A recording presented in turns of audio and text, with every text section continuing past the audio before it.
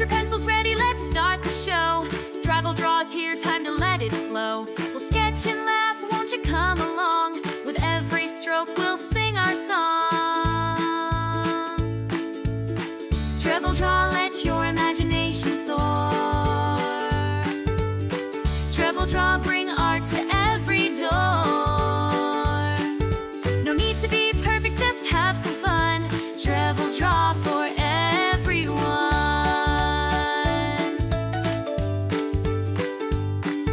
From silly doodles to masterpieces bright, we'll make something special day and night. Colors explode with each new design. In Travel draw, it's always fine. Travel draw, let your imagination soar. Travel draw, bring art to every door. No need to be perfect, just have some fun. Travel draw for everyone.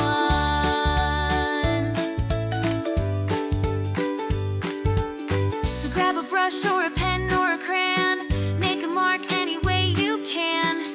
In this world of shapes and lines, we'll see creativity shine. Travel draw, let your imagination soar. Travel draw, bring art to every door. No need to be The following opinion is based on my own experiences in life. It is in no way designed to target or attack anyone who is open to your own interpretation. We allow all people to respond and share their opinions here as well. All by no means is it meant to hurt, instigate harm to others. Violence and doxing is not cool, it's a crime. Seriously, don't be that jerk. That is the first time I've had to do this. Jeez. And of course, some of this is not working. Of course. Let's fix this. This was working a few minutes ago, and now it's not. Capture a specific window. BC. There we go. I don't know why it's been acting up. Okay, we are live. We are here. I kind of expect this is either a very doomed stream or a very not watched stream or whatever.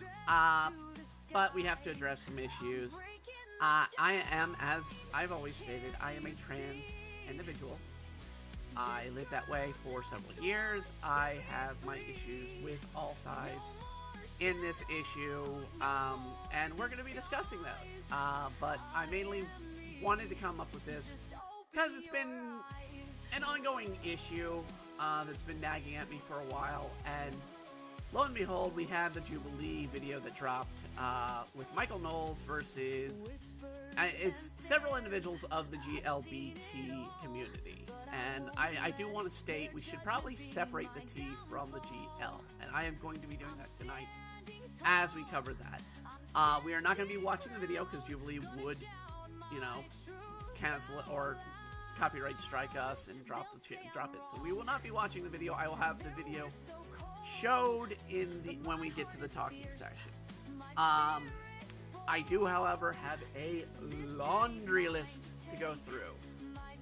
It's particularly mainly that goes through some of the questions they talk about tonight, some of the general questions and issues that happen throughout the whole debate.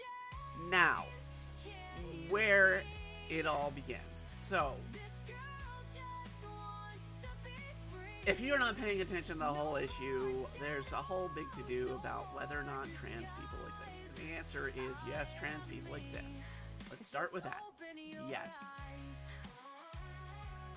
I am here. I'm an example of a trans person. I have lived this way for several years. In fact, it is going on almost 20 years I have been trans. So it's been longer than the whole, hubbub that everybody else was. While we do this, today we're going to be discussing topics and whatnot that may disturb others, and that's why I kind of wanted to do a warning. I'm only going to do those warnings from now on when we hit some of these serious, more topical issues in streams. So, what kind of pushed me over the edge to do this? It was the Michael Knowles response videos, and I forget her freaking name, and I really don't care her freaking name. The activist that'll show, let's just pull up the video here. So, and I'm just gonna. Why is the VTuber acting up now? And the stream. Okay, okay, there we go. These two, I believe their name's Blossom versus Michael Knowles. Both are far points on their spectrum. The trans activist is a far left trans activist. She's been on several of these Jubilee videos. Jubilee tends to use the same people over and over again that sort of stir the pot. Because that's essentially what Jubilee does, is they stir the pot and try to let you make your own mind up, but at the same time it gets heated, gets ugly, it gets kind of disturbing. So I'm going to start with the issues that Michael Knowles kind of attacks, the GLB, and not the T. We'll come to the T later. Sorry about that. So when we talk about the issues that Michael Knowles brings up in the video, one of the first things he does is, we ask, I started with does the T exist? Yes, the T exists. I'm an example of it. The GLB exists.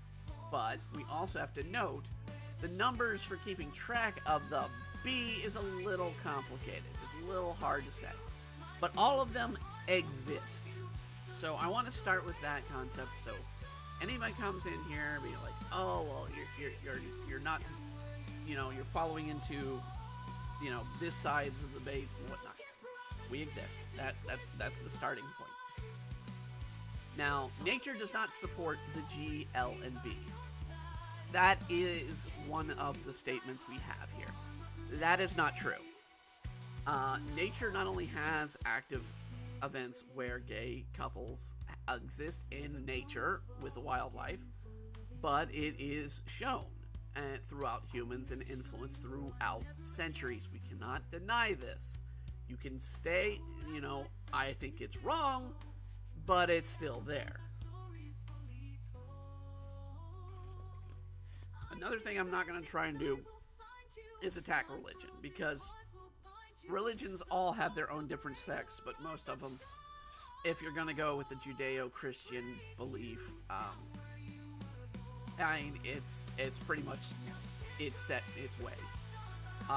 And that's for a whole nother debate with religion and whatnot. This is not going to be about religion. We're going to use science. We're going to use, elements where you can find things in nature.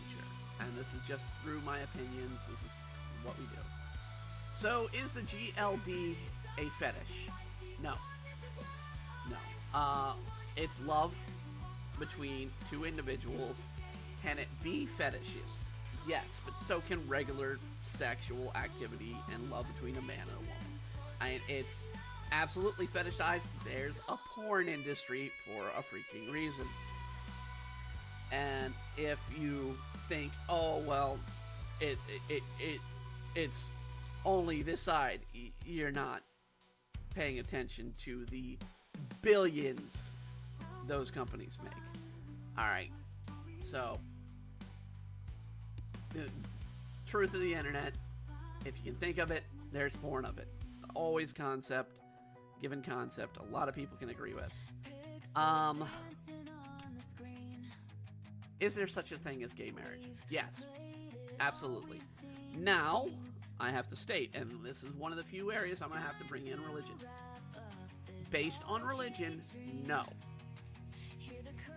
But legally, as defined by law, at least here in the United States, and in several countries, the answer is yes, it does exist. I have a brother who is gay. He is in a wonderful married situation, and I wish nothing but the best of him. His husband is a wonderful guy. I love both of them deep with my own heart. That's absolutely a wonderful relationship, and they get along. I don't know. I mean, I could not be seeing a lot of things, parts of it, but I mean, they get along great every time I've been with them. So, I mean, I've not seen, dark spots. I've also lived with a lesbian couple that went through marriage troubles, got divorced, and got a new marriage. The lesbian I was living with, she got remarried, and is with a individual that they love, and they've been with for several years at this point. And I watched that love bloom, and yes, it exists. It's not just a thing between a man and a woman. And if you come in here with just the religious concept, you're gonna be losing in the argument because the legal precedent, the fact that it is the law of the land. Now, you can disagree with it, that's fine, but it's law. So, don't like it, change the law. Is adoption a viable option for GLBT? Yes. I am going to put a caveat here, and I put this caveat here before when I've talked about this issue in previous events. When it comes to the T, be it an adoption or a natural child, so it's your child through birth, I do expect you not to transition while the child is in growth. So, I mean, I don't mean like, oh, well, they're in the womb. No. Do not transition when they're young. And part of that is because you could influence and distort the child's viewpoint. I would suggest, hold off until they're older, or if it comes to it, honestly, divorce, honestly.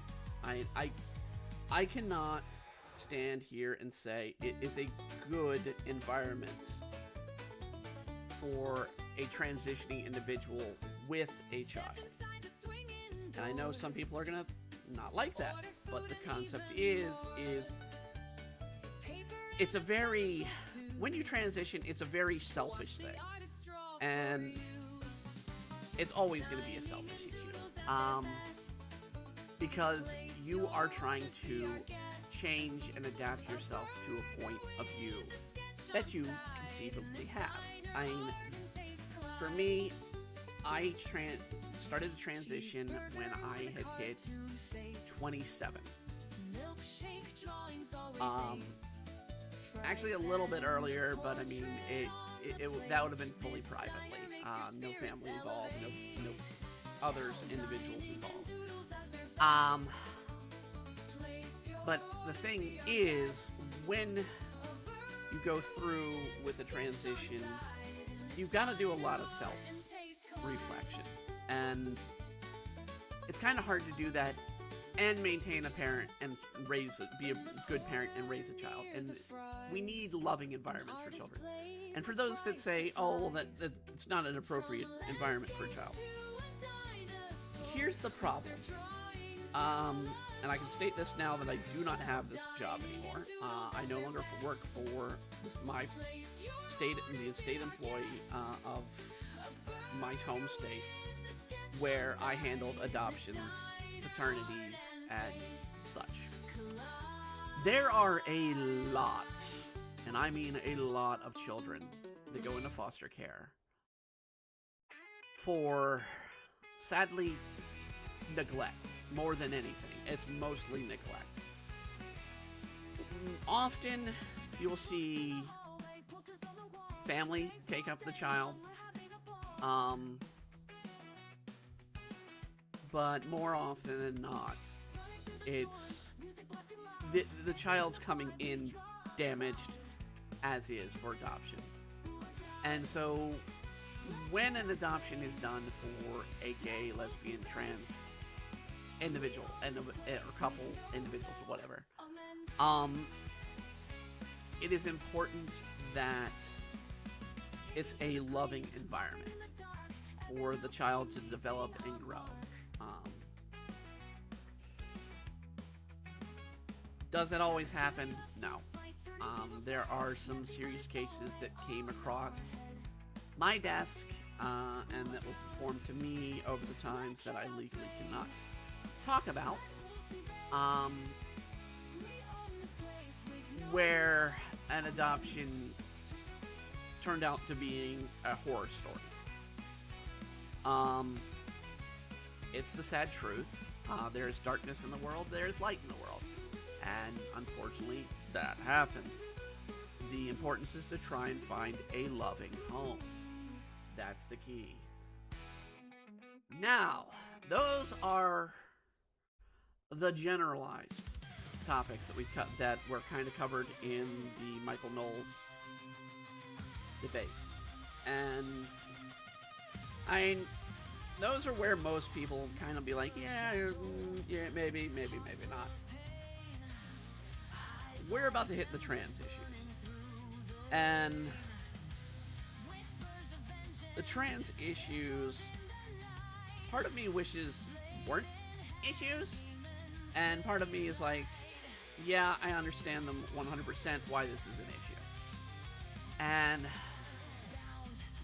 the first issue, can you really change your gender? Meaning, can you actually go from male to female? Scientifically, no. At this time. I have to state, at this time. One of the main things that I always kind of irk on is people are like, oh, no, you'll never be able to change it. You'll never be able to change your genetics or gender and all that. All that kind of stuff is science fiction. Now, here's the problem with science fiction. One, we all dream it. We can all think, oh, amazing things, and blah, blah, blah, blah, blah. But but the thing is, it's not true. Yet, a lot of science fiction becomes science fact. It is kind of hard to doubt that. I mean, for crying out loud, almost every single book that Jules Verne wrote came true.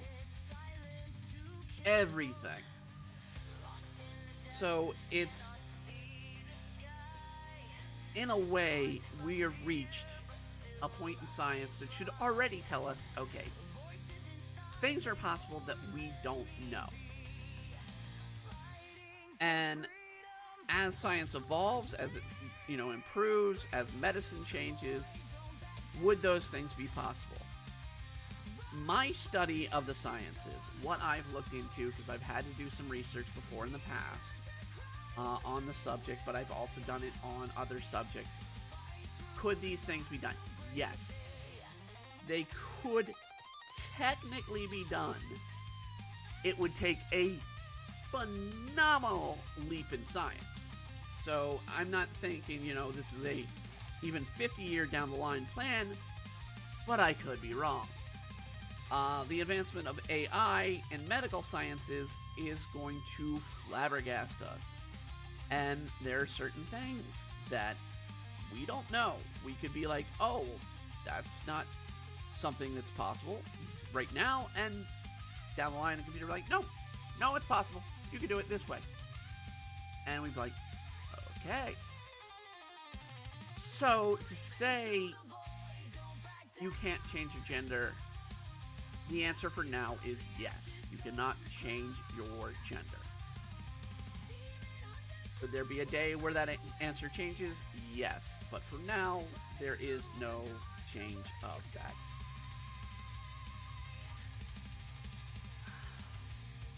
How many genders are there? And this is the gotcha one from the right, and I have to say, they get it wrong. Every freaking time they get it wrong. Thus, every time they say 2. Correct answer is 3.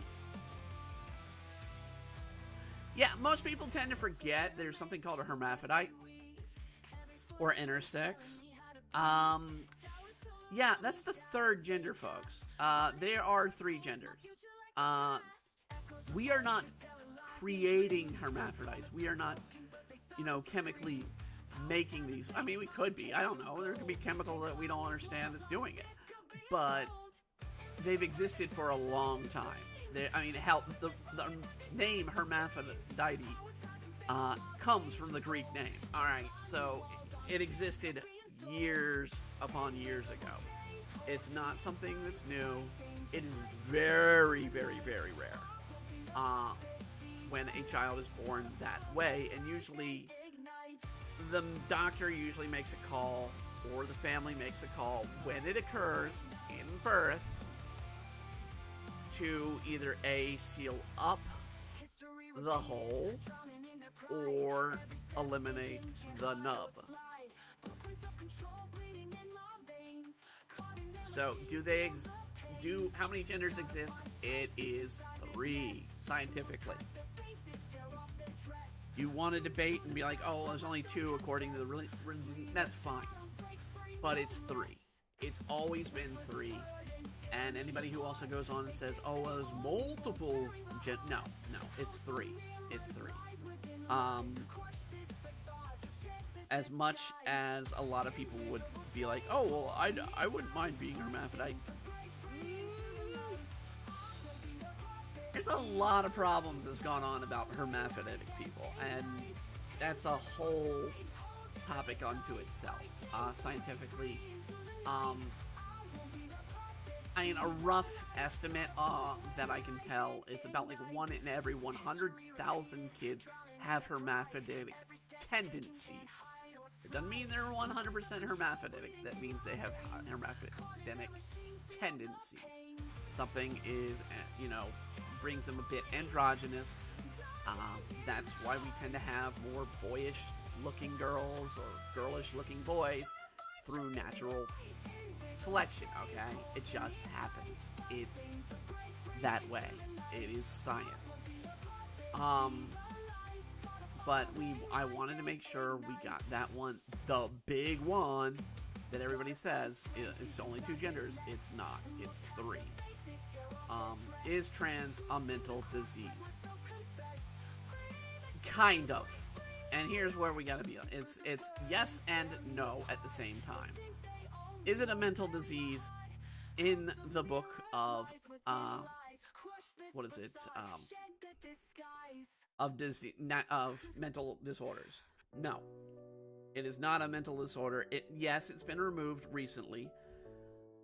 But I also have to state, there have been other things in the book of mental disorders that have been removed over years. And the reason why they changed it when the recent thing wasn't so much social things, but it was more a matter of, look, we handle transgenders separately, or differently than we would normally. Now, here's the thing. The way it's been treated, the way it's been done, it's changed since I even came out.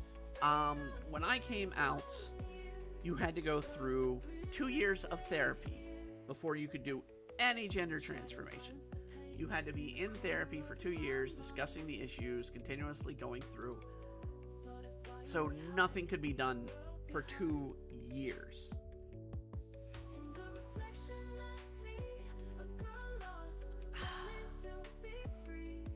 These days, it's kind of just tossed on the wayside if you say you are, and that's unfortunately very much a malpractice.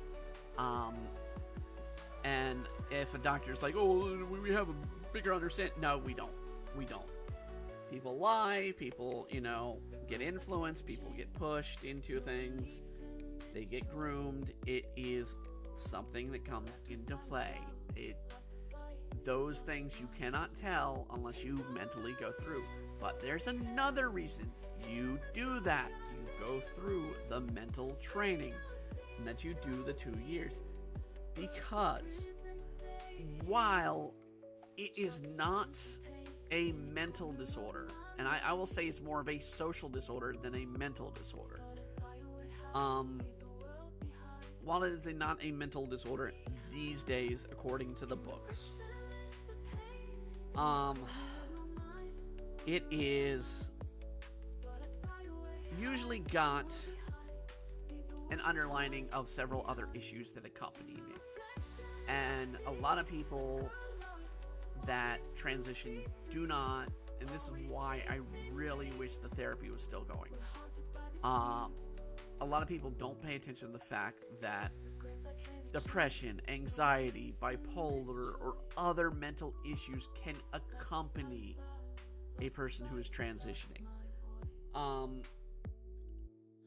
A lot, and we'll kind of address this a little bit later, but a lot of transitioning individuals have suffered sexual abuse. It's baggage. It's a lot of baggage. And basically, when handling gender dysphoria, you are basically trying to handle that baggage. And trying to get the person to be able to be a productive member of society that can live with their life, or live their life without, causing issues, being a problem. And I mean by, like, being suicidal, being homicidal. I mean, it's unfortunately, everybody kind of goes through those kind of tendencies in all forms, but yes, it comes in higher degree with trans people because the mental area connecting between the two, and it is important, and it is something I lead with the communities. Bring back therapy for trans people before they transition. It's very important.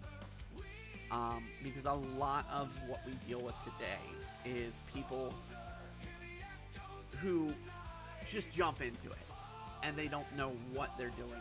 I'm going to kind of undo the pupils there. They don't know what they're doing. They're just jumping into it thinking, oh, well, this is how I feel. Or, oh, this is how somebody told me, this is how I feel. And this is right, and I need to get this treatment. Or in the worst case, this is one of the ones that really flipped me to doing this stream. There was a report of a mother who had a child, and the child is not even a year old, and she is already trying to transition the child. The child hasn't even been able to speak, and the mother is trying to transition the child. And this is a situation, honestly, that is a situation I want that child taken from the mother. I really do. Justice Cilantro, TFB, a good number of these people might not actually be trans. Exactly. There is a good number of people. I mean, they say the number of trans has jumped from a 0.09% of the population of the world to a 0.13 over the last years. And some sides are saying, oh, well, it's because we have more knowledge. Other sides are saying because, oh, we have, people influencing them. The answer is both are correct. I didn't mean to be offensive, but there are people who aren't actually trans pushed in thinking they are. Exactly. No, you're not being offensive. That's exactly what this stream is about. I mean, it's on the subject. Grooming is a true thing, and a lot of people get influenced and pulled into it by other outside sources, it's a convenient, cool factor that happened to it in the 2010s.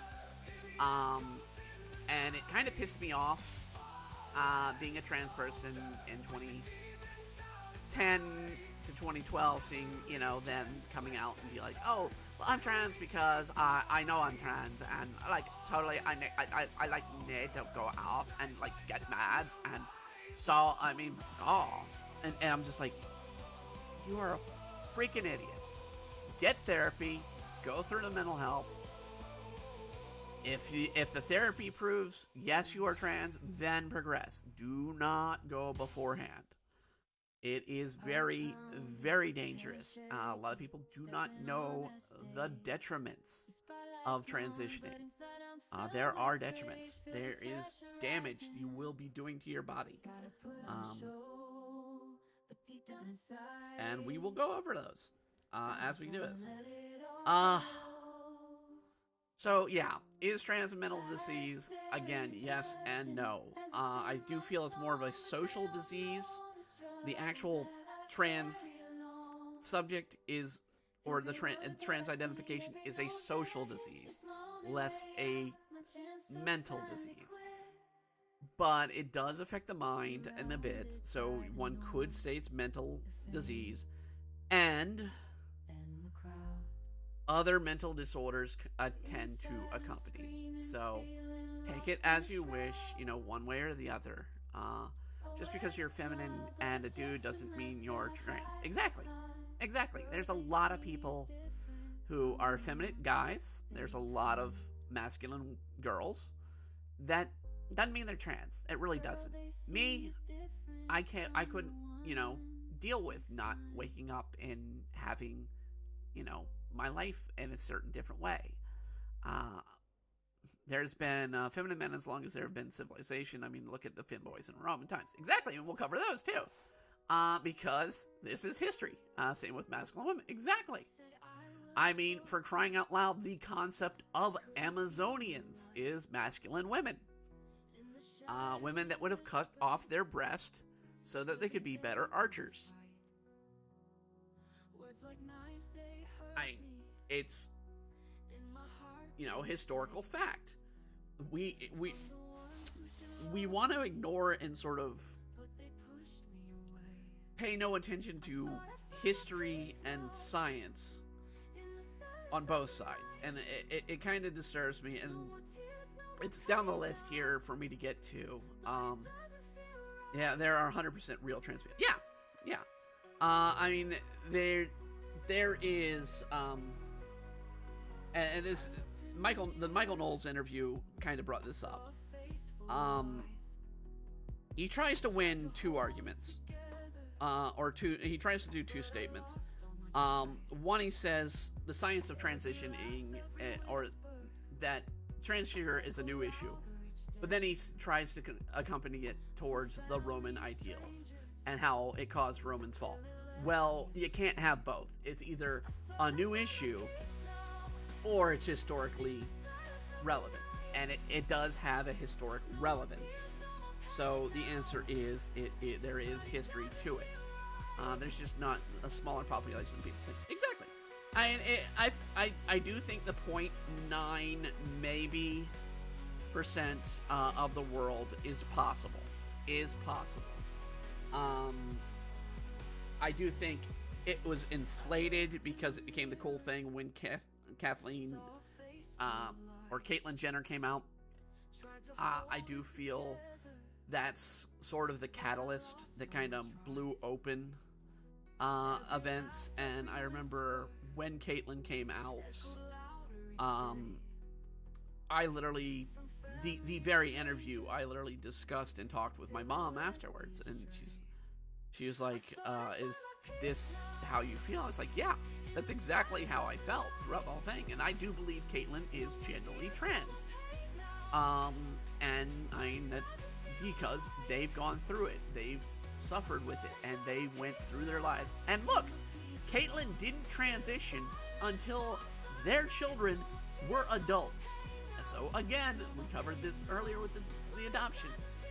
If you're trans and you have children, do not do it when you have the children. Do not transition when you have the children. Wait until they are adults, then transition. It is far easier and less damaging to your children. So, yeah.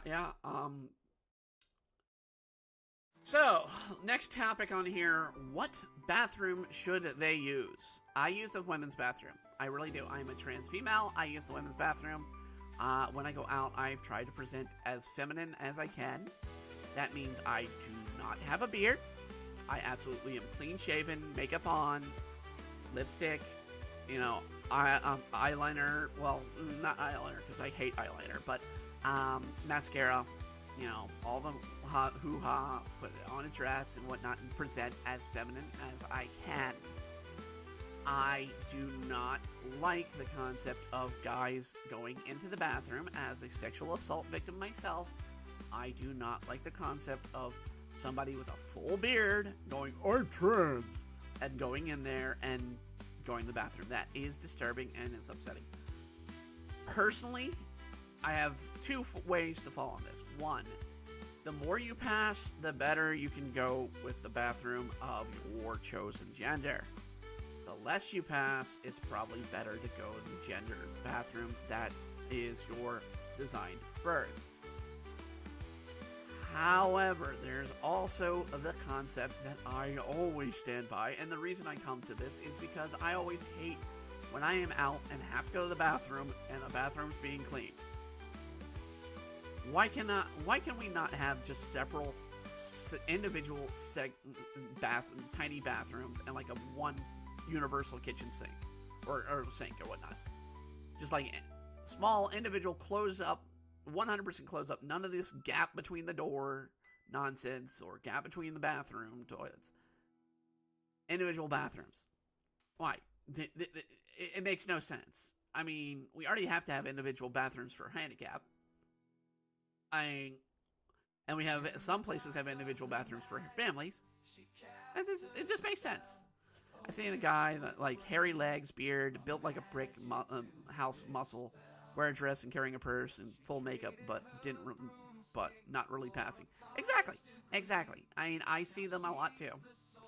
I've seen them a lot too. I've been told I pass pretty decently. I've apologized sometimes to people, especially when I started out transitioning.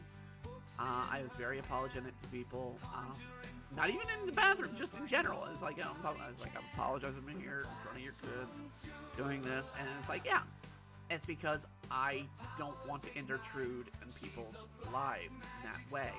And in general, most trans people don't. It's the activists that kind of do, and the activists aren't usually the trans people. It's usually somebody else saying they're doing this for the trans people, and it's like, look, I didn't ask you to do that. I asked you to stay the F away and leave them alone.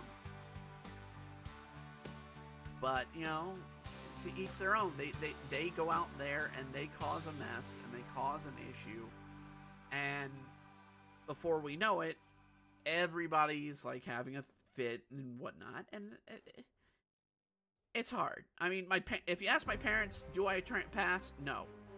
But then it's my parents. They're never going to really see me as the way I present myself. I was about to say about most activists aren't trans. Exactly. Most activists are not trans. Most activists tend to be a very left-sided concept that they want to establish an issue and make it an issue. The only place you could actual trans people be transsexual activists is in the comic book industry. Yeah.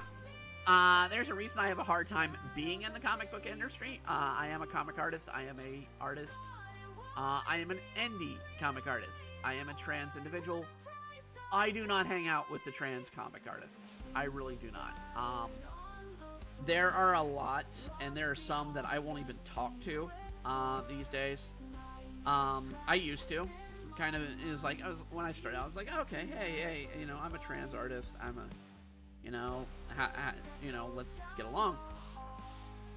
And then I met them. And they're like complete, total assholes that are just, we must be this way, and you cannot accept anything else but this way. It's like, no. The fact that hardcore Twitterati are usually straight, cisgender white dudes. Yeah. Well, I mean, Twitter's changed over the years. I'd like to say it's more the Tumblr artists that were the hardcoreists, and they went on to Twitter, and then they went on to, I guess, Blue Sky now, Threads. You'll never catch me on those two sites because I just don't want to learn another social site. And we are verified on Twitter. Most activists on the internet are straights and ironically. Yes, yeah. And but I mean, well, they're straight and the irony I find, and I find this through my own experience with going out and asking for dates or getting hit on by people. The community that I get the most vehemently argumentative about being trans is the black community. And the community I get hit on by the most is black males. So, so it's fun. I do find it ironic that you have that. There is a group of the white males that are into the trans individuals, but they tend to be older. I do find they tend to be in their later years. I don't find too many younger that way. Yeah, and most Tumblr artists are mostly straight, cisgender, white women. Yes. Yeah, I can believe that. The fact that Tumblr's still a thing, and I say that as someone who still has a Tumblr account. I get notifications, but I never go on the damn thing.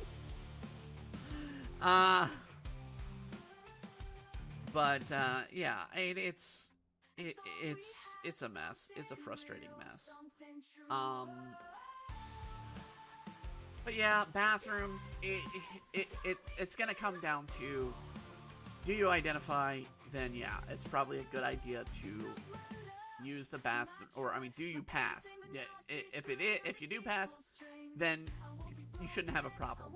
Typically, if you're just going in and going to the bathroom, there's no problem. Now I have to use a caveat here: incarceration, because a lot of people tend to be like, remember one cess? No, I do not. I do not remember one cess. Incarceration. So, and this has been the irony is people are picking up on this, and I was like, I wrote about this crap 10 years ago. Where the hell have you people been?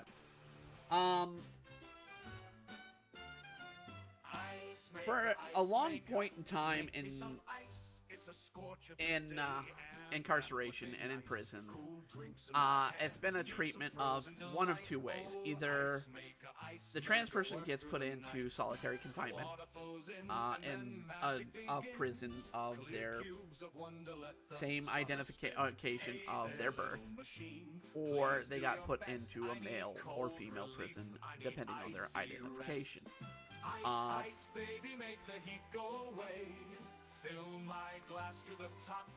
It's not a new thing, and the fact that prisoners, I even joked about this at the time when I was writing, it's like, I could have broken the law and gotten transition easier than me doing it and paying for it my own way. The only thing that kept me from doing that was my own sense of morality. The fact that prisons allow the transitioning, allow that individuals and taxpayers pay the dime of transitioning people, it's absurd. It's absurd. But the fact that we incarcerate some individuals that just claim they're trans and they rape in prison, and there's a high birth rate in these prisons now because of these rapes. My solution for that, honestly, is to put them in their own section in a jail that matches their birth gender. So, if you identify as such, it doesn't come into play. You're still going to that male prison if you identify as female, but we can isolate you in a separate section. That is probably the best solution. It's not putting you in solitary, which is what used to happen. Which, honestly, putting someone in solitary for their entire time of imprisonment, if it's like a small issue, that's a problem. That the mental deterioration of that individual is just going to be horrific. Because isolation is not a good thing. But putting them in a situation where abuse and assault could be rampant is also not a good solution. So yeah, separating them in a separate section, giving them minimal interaction with the opposite or the other prisoners would be helpful, but not putting them fully in solitary confinement. I know that's a big ask, but it's probably the best solution. People don't want to look at that, but it's the best solution. Now, kind of good. You don't want to know what the Tumblr fad was. That's good. That's good, Joseph. People need to... Alright, here's the next one. People need to accept my, my gender, my identity, who I am. No. No, people do not need to do squat for you. I still get called guy, sir, all the time. Does it bother me? Hell yeah. Do I go and go, I just ma'am? No, I do not. I just move on and live with the life. You can't live with your emotions on your sleeve. If you get misidentified, oh well, move on. It happens. I've heard from people that are far more passing than I am, and their genders still get it too. It happens. I've heard people who aren't transitioning, who are not trans, get it. I've heard people be like, "Oh, it just happens." Okay. The fact of the matter is we cannot force people to accept that. And at the same time, it's like, okay, the whole issue with the left going on about and saying, well, the right hates us, they want us to defeat and destroy. No, they don't. They don't give a crap about you, alright? There may be some individuals who do, and those people probably need to be looked at with, criminal intent if they go and act on anything that they swear they do. And there are cases where we may have problems, and we'll get to stuff like the women's in sport, trans being in sports later. But when we talk about issues like being in public and not allowing someone in an area because they're trans, that's wrong. That's a violation of a civil right. That is violation of civil right. And it needs to be noted, yes. Now, I don't hear of that as often as people portray. Are there incidences? Yes. But I also don't see the KKK walking around with their damn pitchforks and torches every day, coming to burn crosses in people's yards these days. But I could be wrong. Some people told me otherwise. I don't know. I don't see it. It's out of the way. This is one of the key reasons why there's so much animosity between the right and the left. Neither has the same definition of the words. Yes. To the left, racism is privilege of power and intersects with race, and the right, racism is discriminating against somebody, otherwise mistreating them based on their skin. Exactly. The use of words is the key here, and it's part of the reason for this whole thing. This is literally, let me go to the talk here. Let me see if I can pull this up on the talk. I know I have the video here so I can show it, but let me see if I can switch to just show off. Yeah. So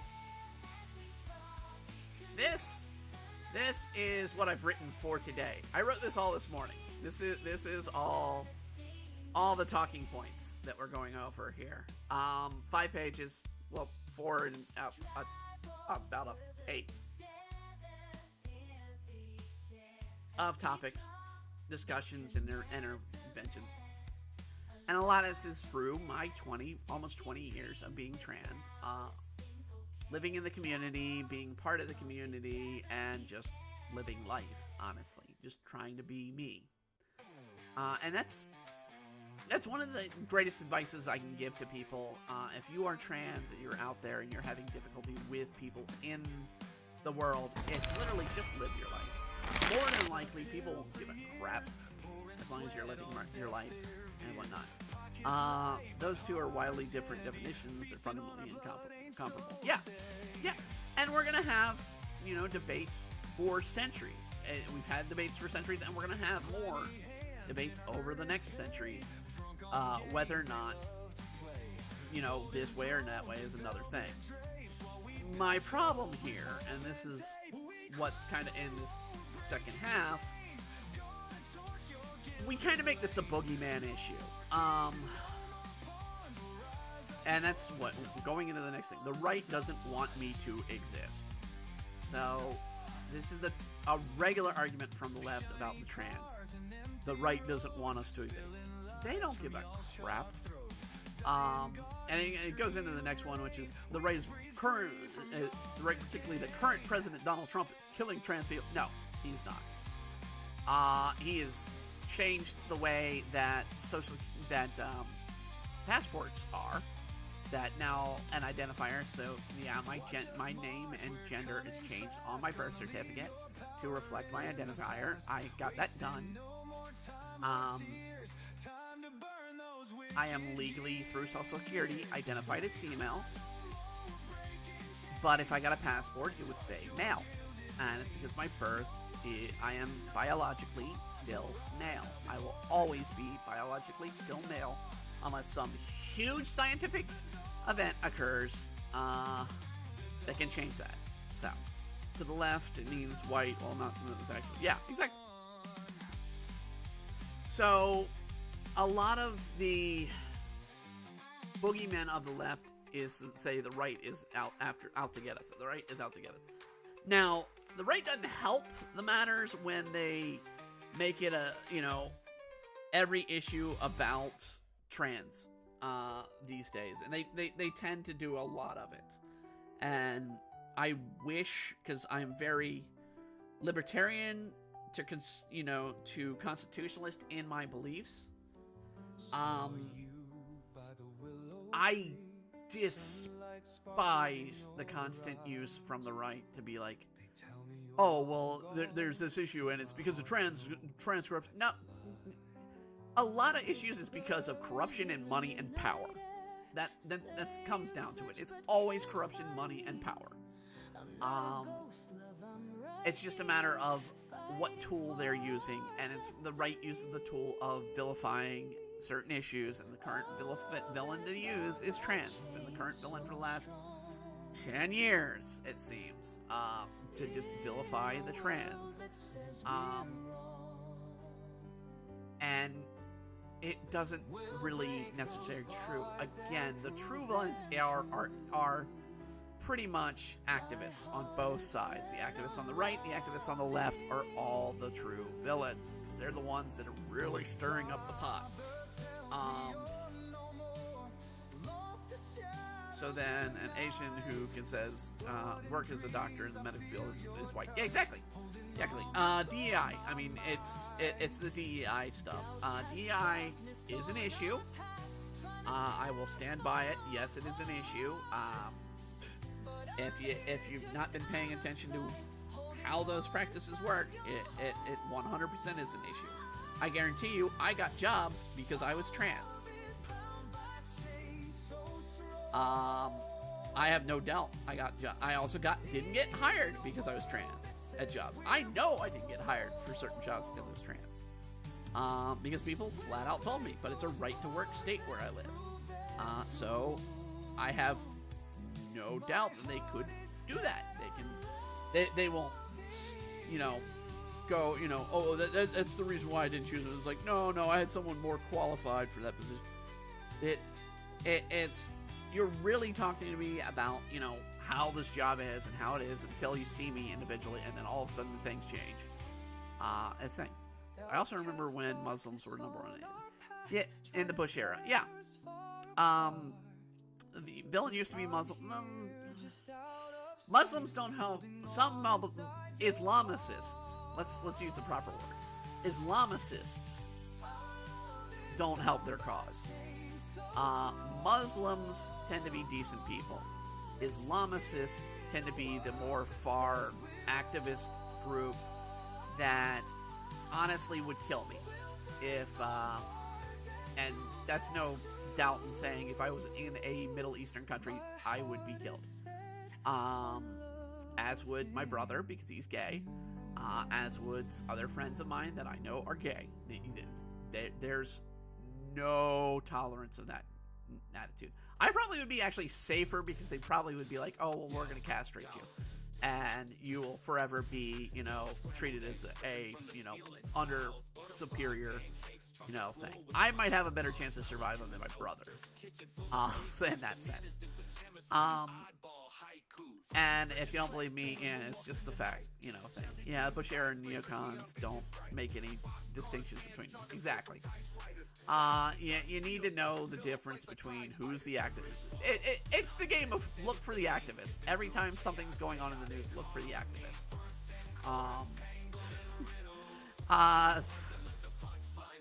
But in the Bush era, neocons aren't the modern right. Exactly. The modern right is more middle ground, where it was. And it shows when we have... I voted for Trump. I'll flat out say I voted for Trump. Hell yeah.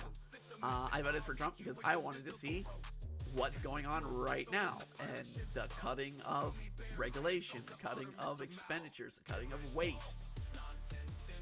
That is something I wanted to see for years. Bush wing, right wing of the family of the World Economic Forum. The World Economic Forum is actual bad guys, not the activists. Nah, both. Both are bad. The World Economic Forum is also horrible. And they sort of, if anything fits the cartoonish group of evil villains, it's the World Economic Forum. It really is. Charles Schwab and all those wonderful people going, ooh, well, we'll make the world do this, yes. It's like, yeah.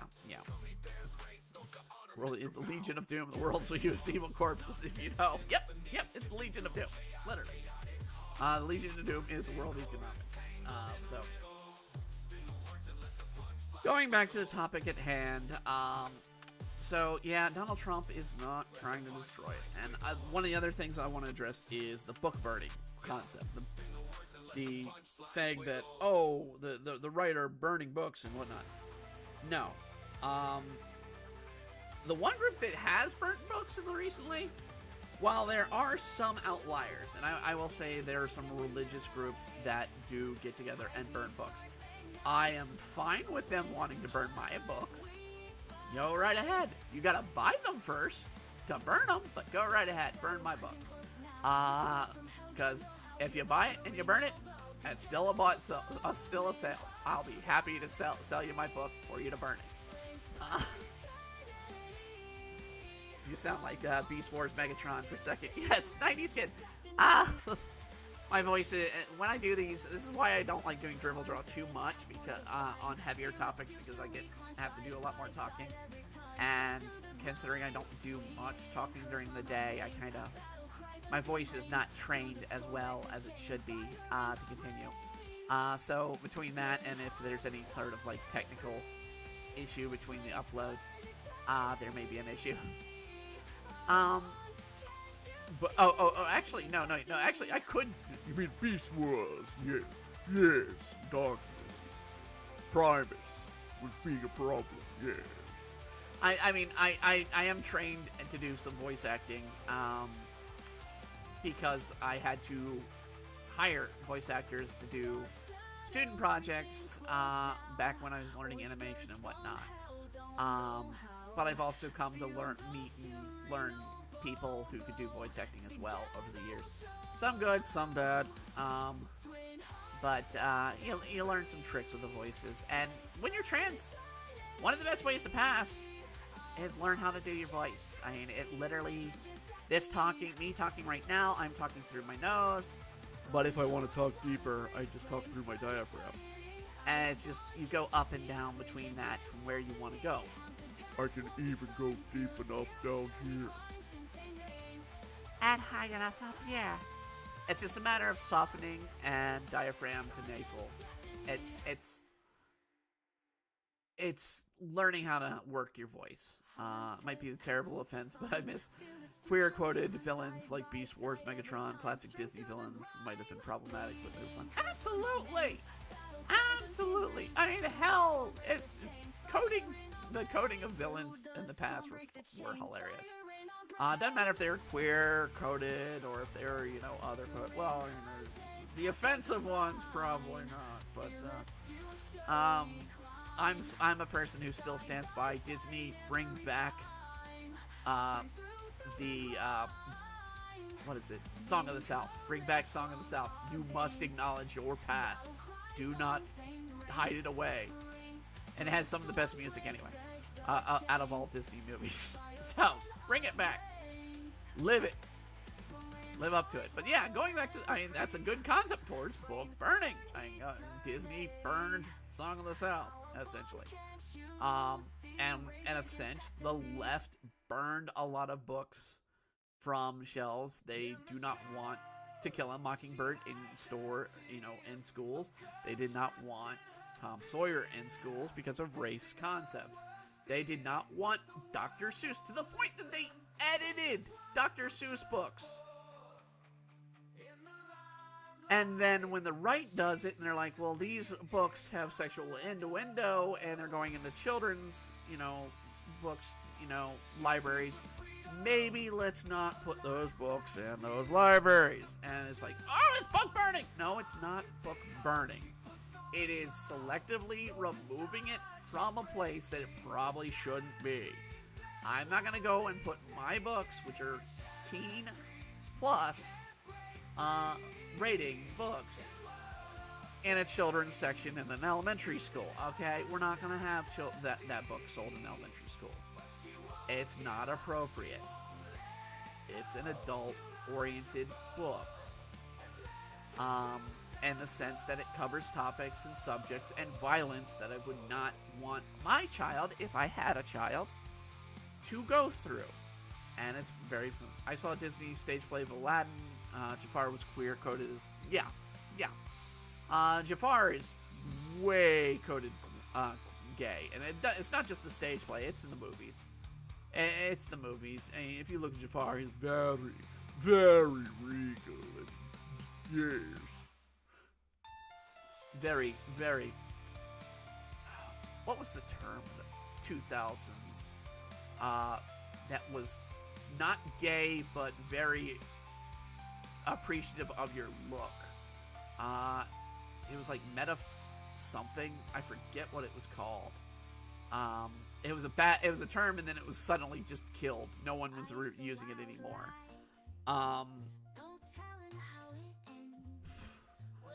But essentially, yeah, books aren't going out. The right's not actively trying to kill you. That being said, we gotta address the issue on the right side. The trans killers. There is a rise of trans killers, particularly in metrosexual. Yes, metrosexual. That's what I was thinking of, the metrosexual concept. But yeah, there's been a rise of mass shooters that have been trans. Now, instantly, every time a mass shooting occurs, there's usually a jump. You're like, oh, it's trans, and sometimes it is, sometimes it's not. We all like to jump, just like the left likes to jump. It's like, oh, let's blame the guns. It's like, no. The Constitution says no. I like to follow the Constitution. The Constitution says no. Don't like it? Get a constitutional amendment. Come on. I dare you. So, yeah, I mean, it's... When we talk about the rise of these killers, we go back to the mental issue, where I was like, well, there's outlining issues, and these days we don't do the 2 years of mental therapy that is required to transition. this would have been very keen on a lot of these cases, but it's also a matter of parents being aware, because a lot of these are younger kids who either are groomed to be trans, misinformed to be trans, or to have their head just entirely rotted by viewpoints on one spectrum or the other.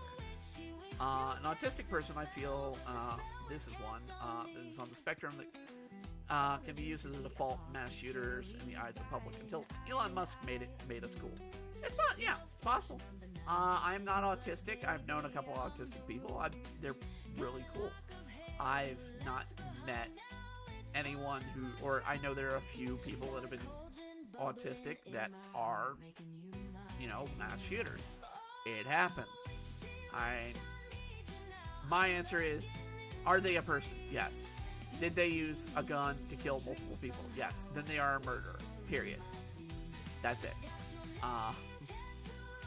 Throw them in the bottom of the jail if they're alive. If not, bury them under a rock and make sure they have never been found again. Don't even give them the light of day on the news, because if you do, you push more promoting to the point where you have copycats, and that's always a problem.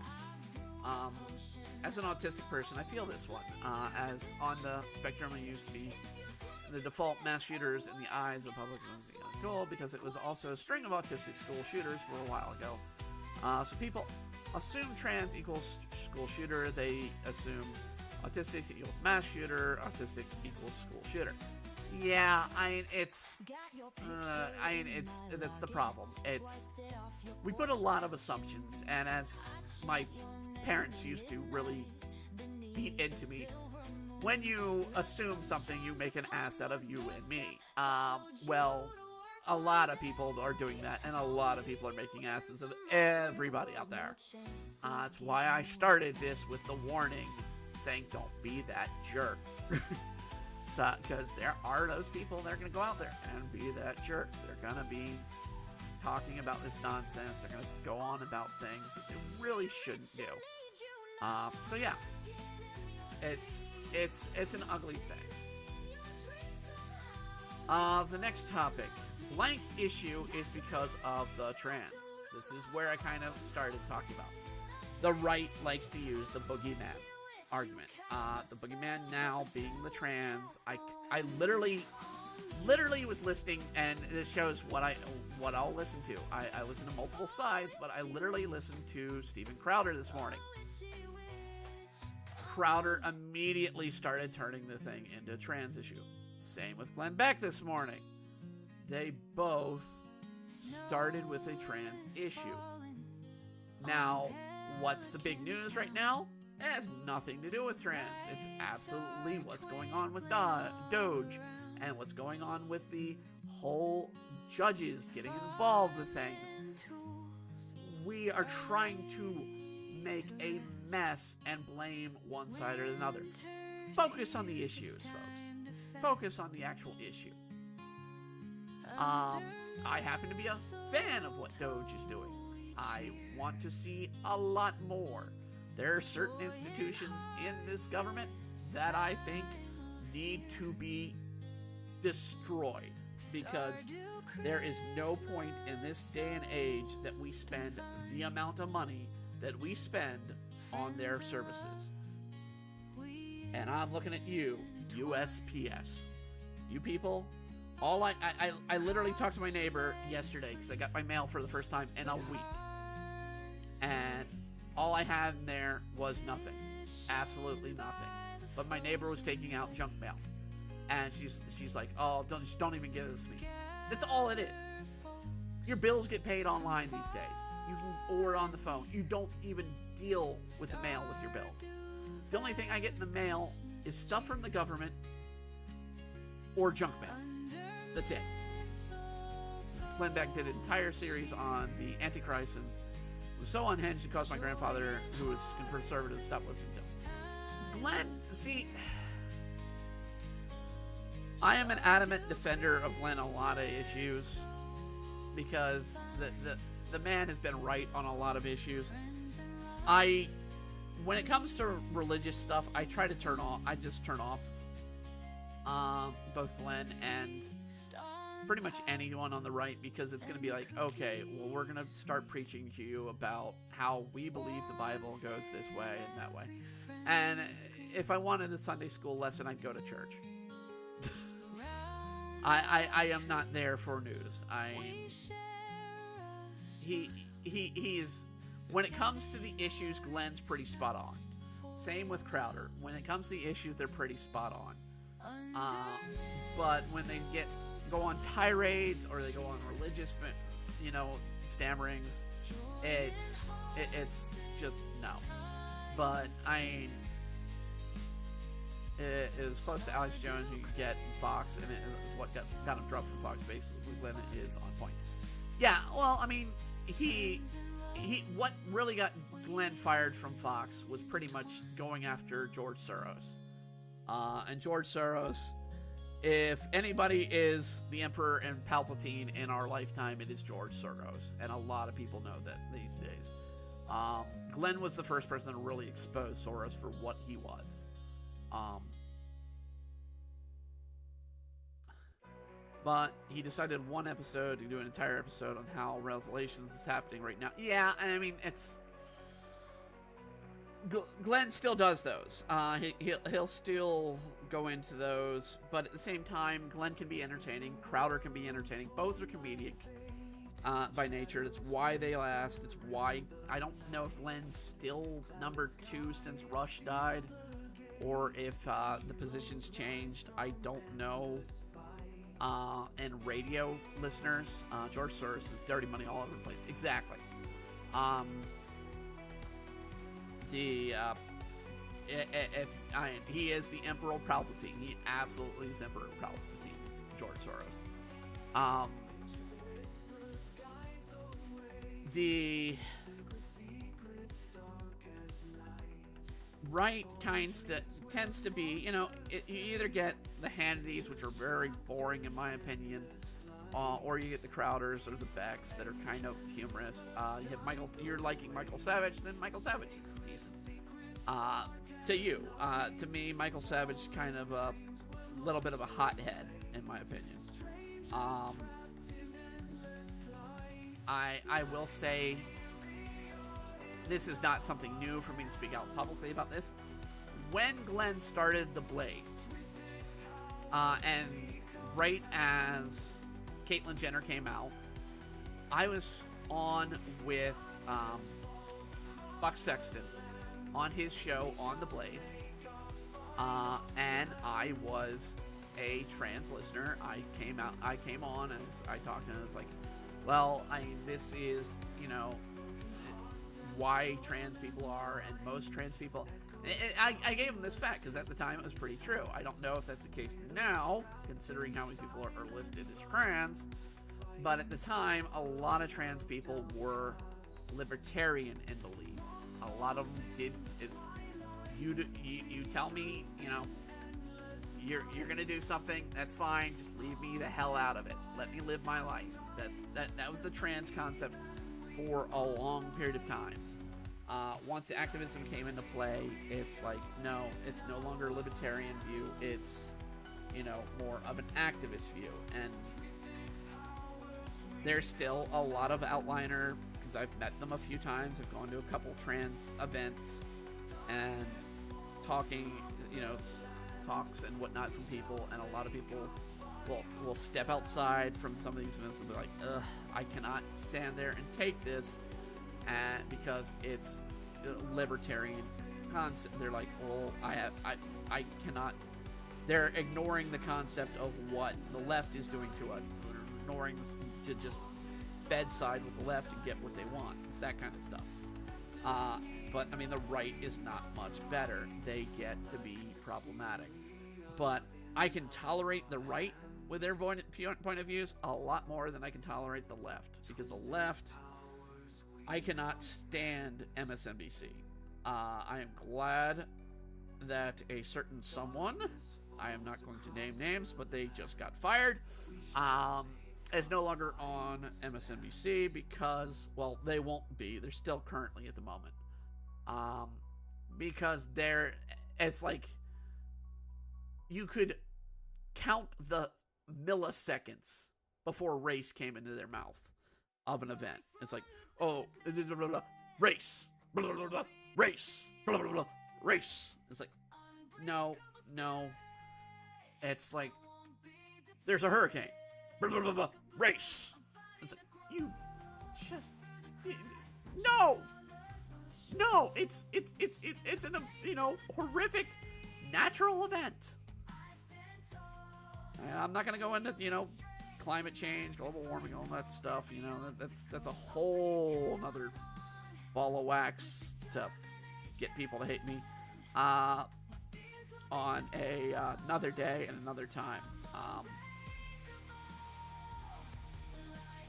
And that's something I'd have to do some serious research on. And today was one of those. Is like, do I really want to do all this research? Originally, I started doing these streams to basically be just where I would talk crap about the week and tell silly joke stories of the week. I don't have any today, so don't expect any funny jokes. Sorry. It's so natural for them to want that to. It's climate change. Yeah, it's been that way my entire life.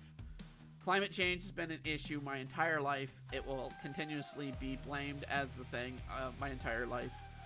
I expect when I die, it'll continue to be an issue, but nothing really happens. It's the biggest warning for nothing.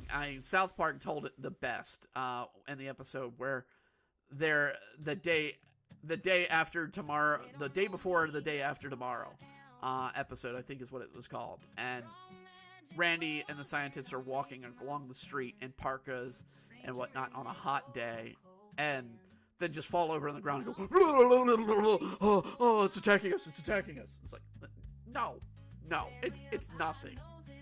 If anything, it's going to be a gradual change, and it's not as severe. And if you don't believe me, do the ice in a water glass concept. If you put ice in water in a glass and you leave it to melt, what's going to happen?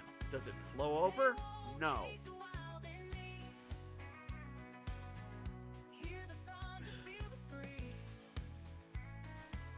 So, it's the simplest experiment to do. It's one of the first experiments they get you to do in science. And the fact that we deal with it these days, it's absurd. But we're getting off topic. So, yes, the right tends to make an issue with the trans. I've kind of discussed this throughout. That I do not like it when they do it. I will turn them off when they do it. But at the same time, they are free to make their decisions. Right. Everything I'm saying here, the left, the right, all of you are free to make your decisions and discuss it as you want, because you have a freedom to speech, and this country, at least on this platform, on this channel, I give you a right to speak. Yeah, Joseph here's been definitely speaking a lot here, and letting their opinions. Let's not forget the real enemy is the Dem Lizards. They're Ben Tentacle Acorn Masters, and I'll be back to the shape-shifting space lizards and their acornic masters, Tentacles. Well, you want to talk about that? Well, I'm going to go probably into a rant on another day on the current concept of what aliens are, and why we may think aliens, religion, and stuff is completely different from what we believe they are. And I think that'd be a nice, fun one. Probably I'll do it next week. But I still also have the bomb rat and cat experiments to go over. That is a wonderful story of actual experiments of warfare that involved animals. Radio cat and bomb rats. But that's another drivel draw that's been set off to the side for a while. So, next topic. Trans people have a high suicide rate. Yes. I cannot say anything against that. That is true. again, when I started talking about it, the issues of being trans, it's the underlining issues that people do not look over. It causes it. Then there's the sexual abuse. As a sexual abuse victim, I can speak, you know, hey, now mind you, my sexual abuse is after I transitioned. It literally was 2 years ago, and I'm still dealing with the repercussions of having someone who desired me enough to break into my car where I was sleeping because I was homeless to rape me. Okay?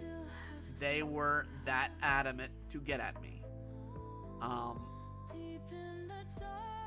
It's disturbing that this kind of stuff happens. And sadly these days, it's just gonna keep going. There's no way to stop it because it's so rampant. We can try to prevent it, but it's gonna happen. I don't think we'll ever really solve that problem. The best way we can handle it, though, is through therapy, through consulting, through keeping check on mental issues that are affecting people that are trans or are saying they're trans. It's important that we, you know, keep the mental carrier thing. Sorry to hear that. I wish you had a happy and fulfilled life despite. Yes, thank you. Right now, unfortunately, I'm unemployed, but luckily I've got, you know, support this time around instead of just living off the street.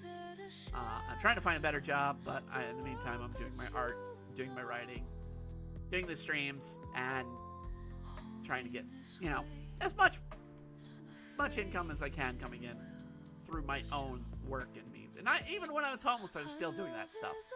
Well, not the streams because I didn't really have the means to, but the content. I was still making content while I was homeless. So, didn't matter. I would always do that. I'd be doing that until I can't hold a pencil to my hand. I'll be doing that. So, I mean, it's something I'll be doing to my dying breath.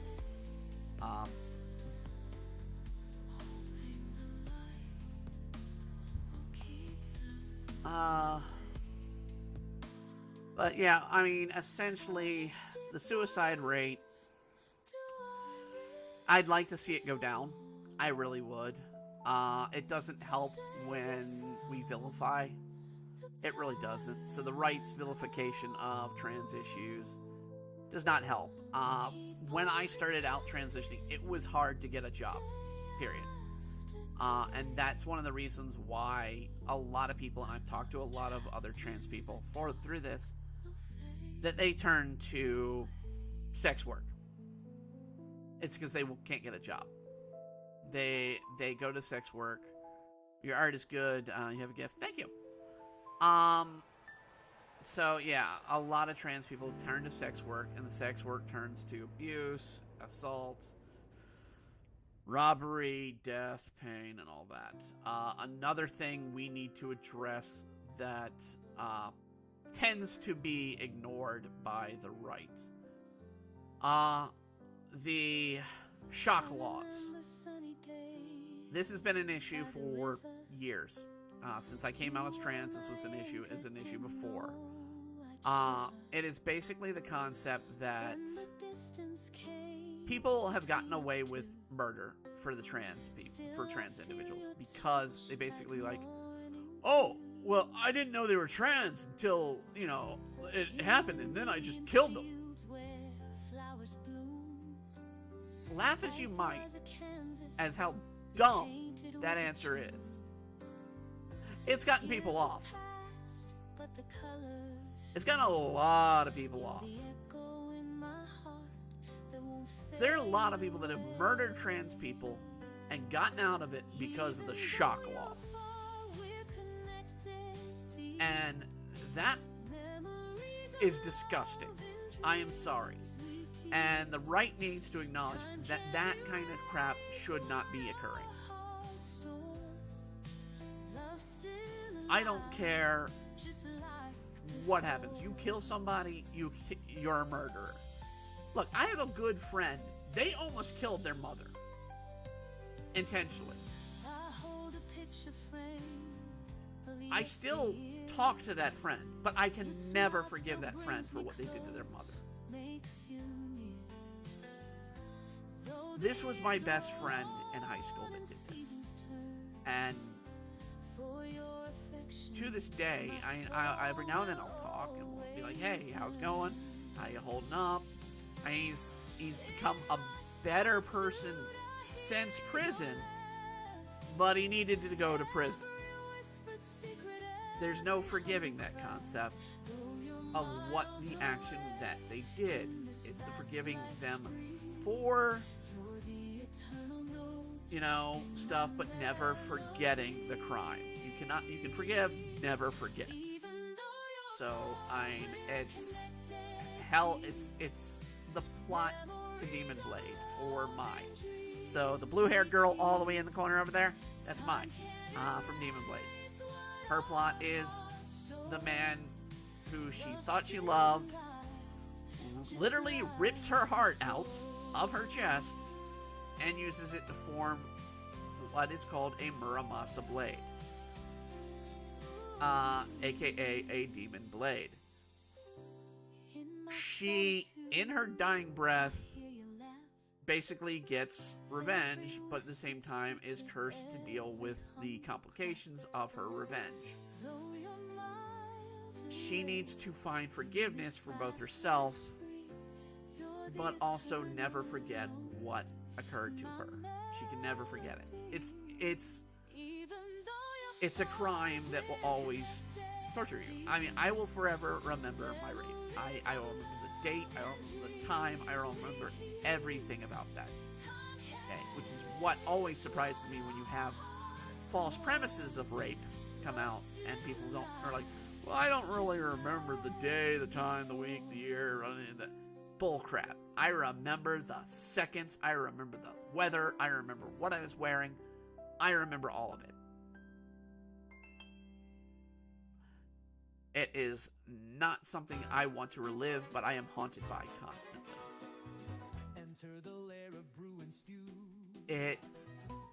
It's stuff that you've got to deal with. So when we deal with the crimes and the stuff against trans people, it's horrible. And we need to be willing to say, okay, maybe we're a little too harsh on trans people's jobs. Maybe we're a little too harsh on people with tattoos jobs, because that's another issue. Tattoos, piercings, and whatnot. We need to become more accepting of them and the job market. There are outliers in people with issues that you might need to seriously look at.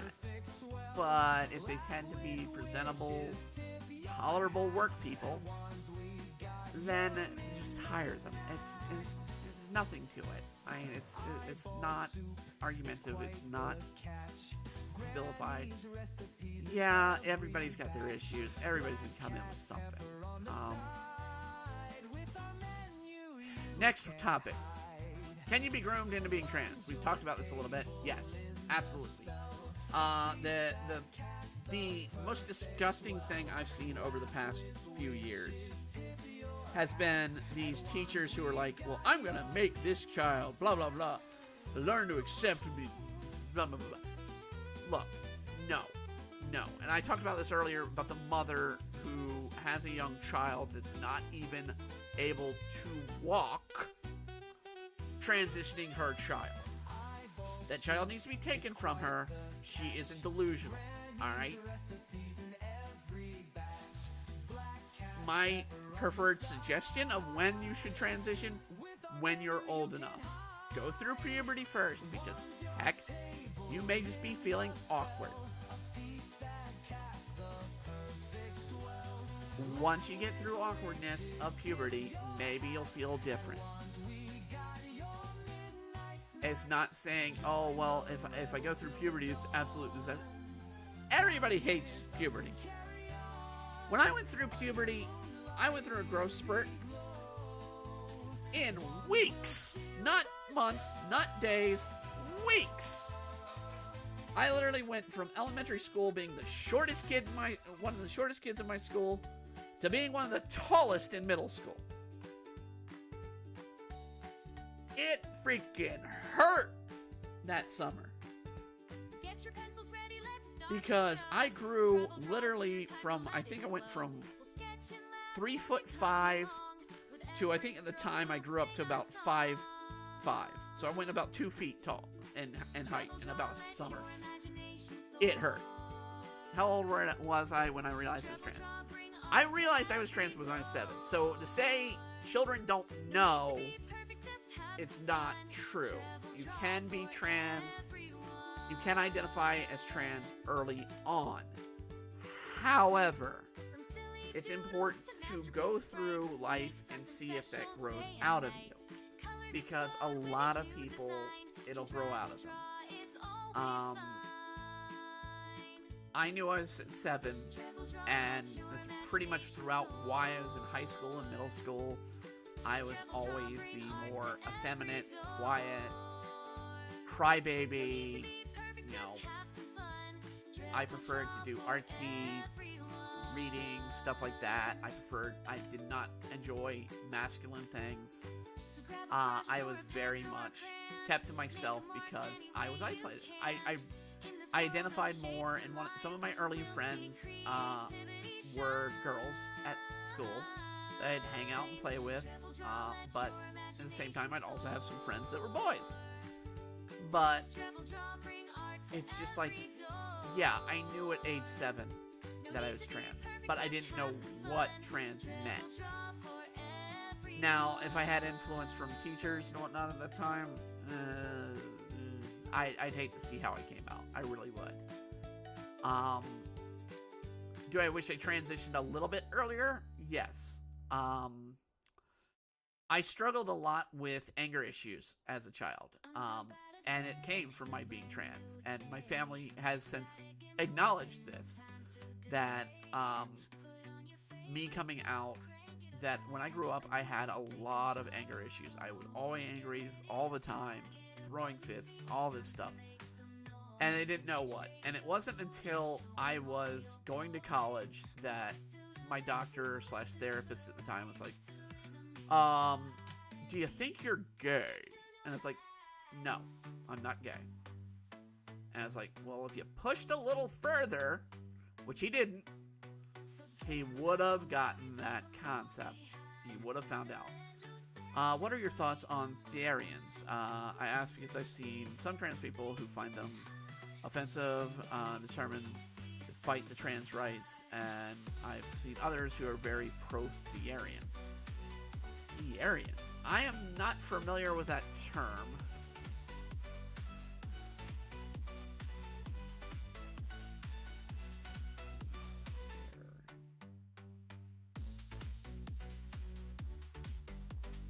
Therian. What is Therian?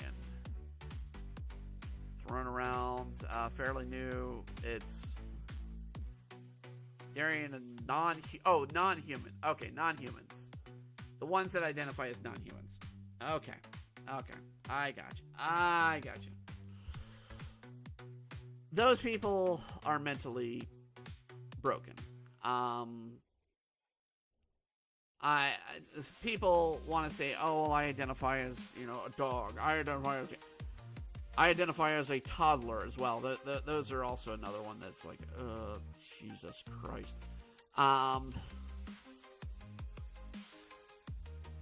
Yeah, it's dumb. I mean, where trans can be dealt with in a mental and less evasive form, there are people that are Therians, and I've seen them go severe. I just didn't really think there was a term for it called Therians at the moment. There are people that have gone severe with those concepts, and I am amazed that they find doctors that let them do things, such as those that add horns to their body. I am absolutely disturbed by those people. I don't know what to do with those people, really. I don't. So, I mean, being trans, it's one thing. What I do when I'm being trans, here's the thing. When I said it was selfish to be trans, it is. But at the same time, I'm not going out there and saying, you must accept me for being trans. I'm going out there and saying, I must accept me for being trans. And I think that's what a lot of people get wrong. It's the trans issue is more a matter of self-acceptance. I am not dressing for other people. I am dressing for me. I am not, you know, I don't have boobs because for other people. I have them because of me. It's very selfish. It's very important, yeah. But it is very much for me to deal with. I even knew a furry, and yeah, you said it's not the same as furries. I don't even get furries. I really don't. I kind of get them a little bit, but it's like, it's the same as the masking community. I have to note the masking community because if people go looking through for art, they see a lot of stuff that's done by me that's masking art. Masking art is, think of the Scooby-Doo ultimate reveal at the end where they unmask a villain. Except for it's like you unmask an entire person's gender, or you hide your gender behind a plastic mask or something like that. I never liked doing that art. I did that art because they paid. That's the reason I did that art. It's a kink. It's a kink. Furry is a kink. Masking is a kink. I don't know what to say with Ethereans. I really don't. I feel those people really need to get some mental help. That's what I think they need. It's a complex concept. It really is. Do trans people belong in sports? So let's hit the big one. This is the one that everybody talks about. No. And sports in general, yes, they can be.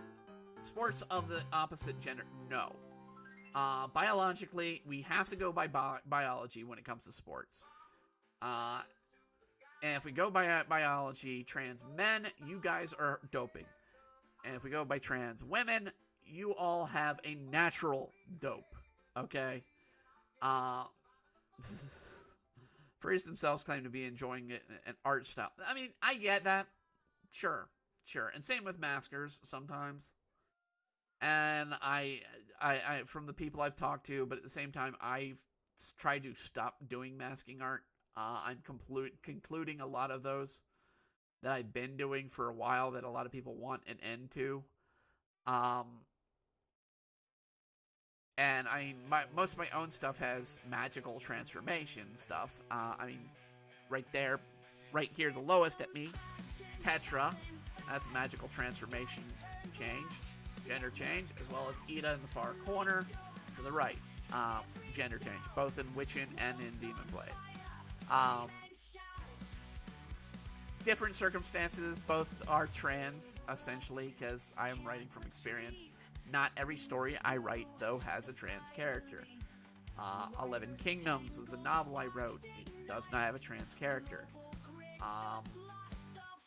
The current piece I'm working on called Shattered World of the Uninvited, I do not have a trans character. I might develop a trans character. I don't know. I'm in the midst of writing that one. But in the case of my 2 comic series, I do have a trans character because I write more from the nature that I explain and know, but they also have different personalities. Ida's discovering themselves now after they've returned to college. Tetsu/Tetra's known their identity since they were child. But at the same time, they didn't start transitioning until the very moment it happens in the comics. So, it's different ways to handle it. Now, when it comes to trans sports, like I said, the best way probably is going to be transgender people having their own leagues. I know it sounds stupid and dumb, and it might be a small amount of people in those leagues, because I not being a sports fanatic myself, I cannot say much on that, but I can say by the scientific biology that I know, I've studied, I've read, and my own experience when I started taking hormones how things went. I noticed the first time my hormones had really affected my strength when I went to a theme park, and I had I was with a bunch of friends, and we got on the teacup rides, and it was like, okay, you on the teacups, in order to spin, you pull the wheel and you move it. I couldn't do it. I didn't have the strength to pull the wheel. My friend, on the other hand, had the strength to pull it and spin the hell out of us. But I didn't have the strength anymore. And I noticed it and was like, wait, I used to be pretty decently strong. And now I'm not. And now I'm having to struggle with strength. And it's because my muscles deteriorated with the transition. So that kind of stuff happens. And it's gonna happen. And in the reverse with trans females, or from females to male transition, you are literally using steroids. So those theoretically would technically be invalid in sports. So yeah. So I feel the trans sports, I do feel the right is pretty much right on with the trans sports issue. Is trans a new thing? We kind of covered this a bit. Joseph, you brought it up. It's been around since the Roman times. It's actually been around since before the Roman times. It is not something new. The science has been available since pretty much the 1920s. And has been advancing a little bit here and there over the years. And to be like, oh, well, it's new medicine. No, again, the 1920s. When we think about, oh, what were we doing in the 1800s? We were cutting off limbs because we could not save them when they broke. We had, bloodletting still a thing in the 1800s. You got sick. Oh, well, you're gonna die.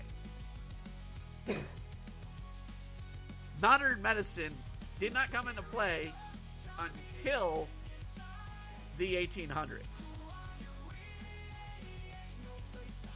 And did not get perfected until recently.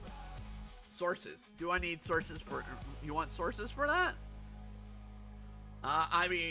Mary Shelley's Frankenstein is based off of the dissection of humans done in the 1830s.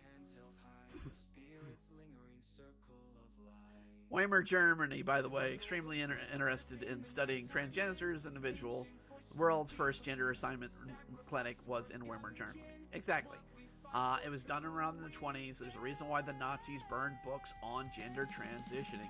They did do that. It was one of the few books they burned amongst many others, including Christian books. They burned a lot of books.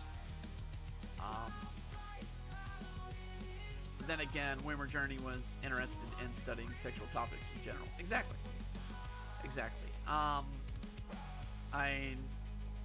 Just to answer there for just short ago, I want to see what sources you're asking for. Are you asking for sources on, I guess, the science? The advancement of human science and medicine? Because that's when it came up, but I thank you for your asking for sources. I'd be happy to put in some sources. I'd have to dig through my sources for a while because this is literally my opinion, and I am basing this off of stories and facts. But I'm also using history and science that has been here. Sociology was one of the most popular fields among academics in Weimar Germany. Yes. There was a full transition of male to female in the 1930s. The man lived for about an hour. Or the woman lived for about an hour. They fully removed the testicle, or the male member, and replaced it with a fully functional vagina. And it did not take... The man died, or the person died later, real quickly, because the body needs to genetically match the organ in some form or matter, especially in blood type. And I think that's where they got it wrong, particularly in that case. I could be wrong. I would have to do my research exactly on that particular issue, but it is a known case. There's also scientific studies of twins with one gender changing and one not, and that one was heavily influenced by the doctor, which screwed the test over, and that's a mess. They've been trying to do studies and tests of trans people for 30, 40 years now, on different stuff, particularly older trans people and how the medicines have worked.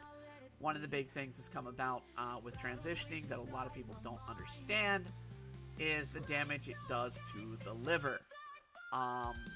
Primarily, the medical issues that'll come about for a trans person, be it male or female, it's gonna likely be liver damage. Because the meds have got to go through your system, and it goes through your liver. Everything goes through your liver that you ingest in some form.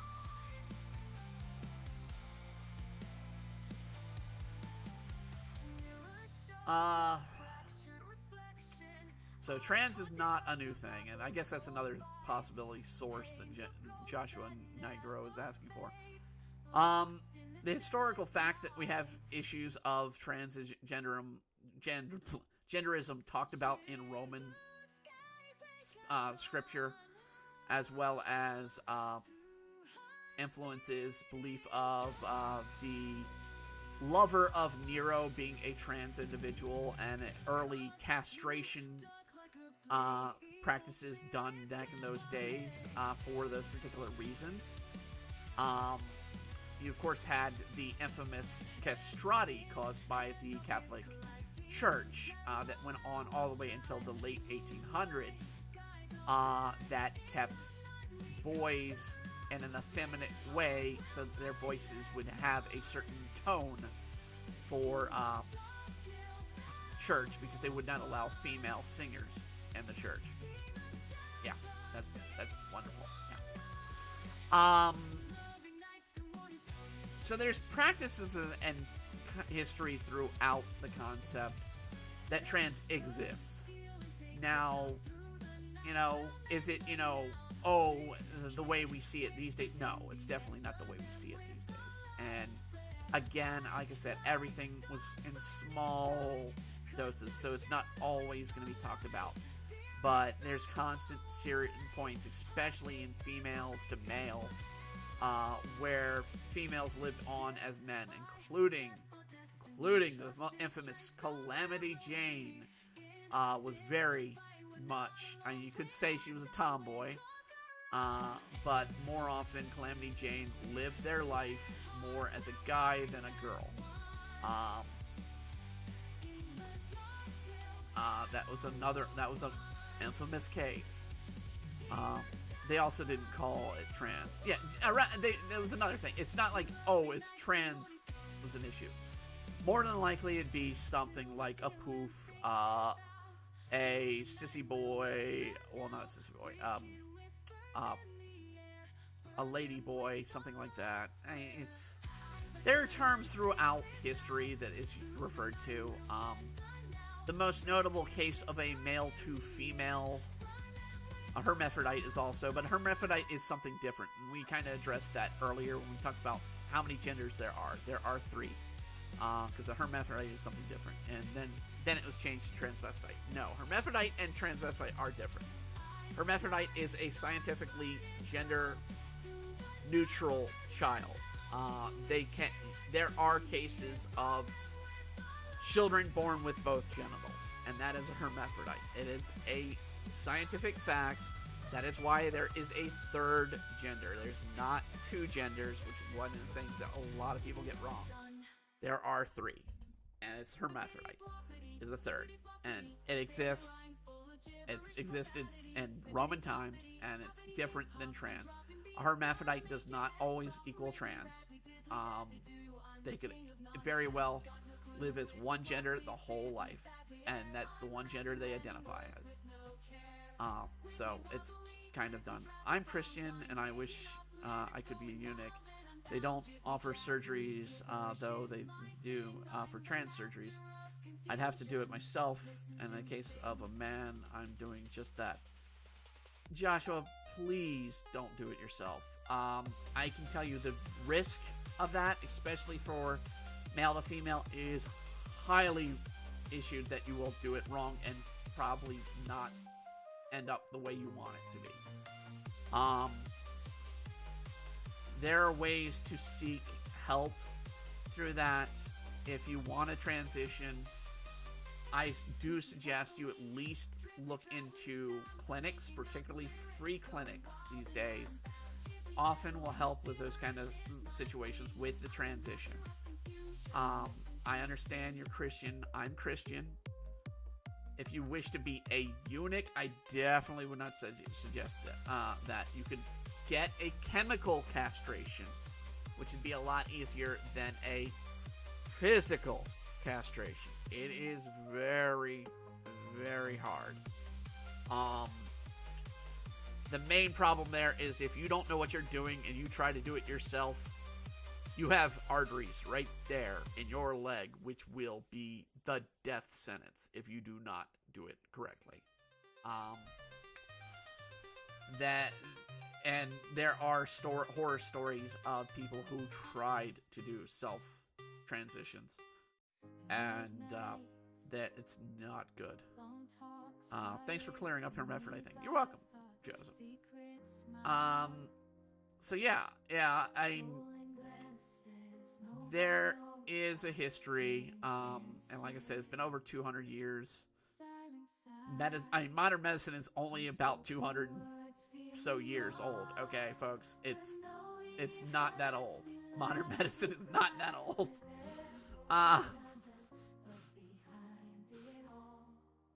Don't worry, I don't plan on doing it myself. It's just thought of it. I had. Well, there are ways to find and get it done right way, and if you need, like I said, free clinics can help. Particularly, I suggest you get at least some help mentally, because it's what I said at the beginning here. Every transition, even if it's just castration like you wanted, that you're thinking of there, please at least have some time with a therapist to make sure nothing is underlining before you do something, because it is. And this is, I think, the main thing that a lot of trans people do not understand, that are going into it this day and age. It is permanent. Anybody who tells you it is a changeable, it is a turn and stuffable, it is a permanent thing. I have breasts. They're not the best of breasts. I do want to get bigger breasts. But that's my personal choice.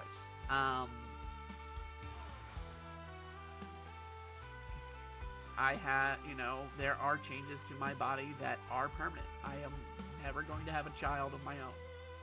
I will never be able to bear a child. I am chemically, at this point, castrated. At this point, even though I'm not physically castrated, I am chemically castrated. And I've been that way for a while. And it's because of the medication. Female to male trans, if you cut off your breasts, it doesn't necessarily mean you will not regrow the breasts. I do want to establish that. The breasts are fat, they will come back. They can get rid of some of the fat and it won't be like as big, and it's probably going to be a whole sloppy mess. Just keep in mind, if you're going to get top surgery, that it's not going to be pretty. You're always going to bear those scars. Always will. It's something to live with. The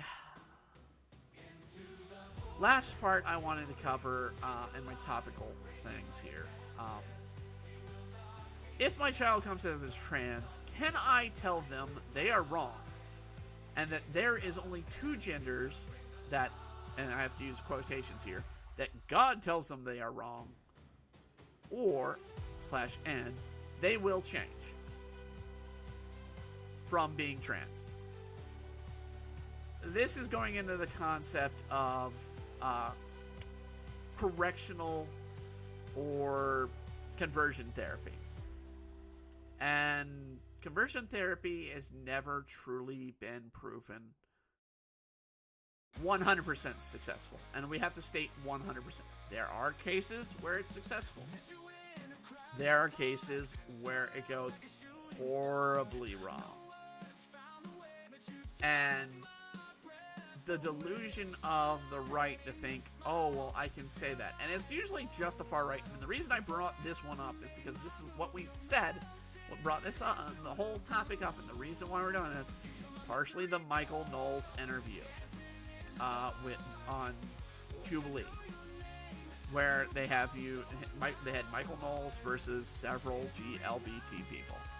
And Michael Knowles specifically was told, you know, what would happen if you had your child and they said they were trans or they were gay.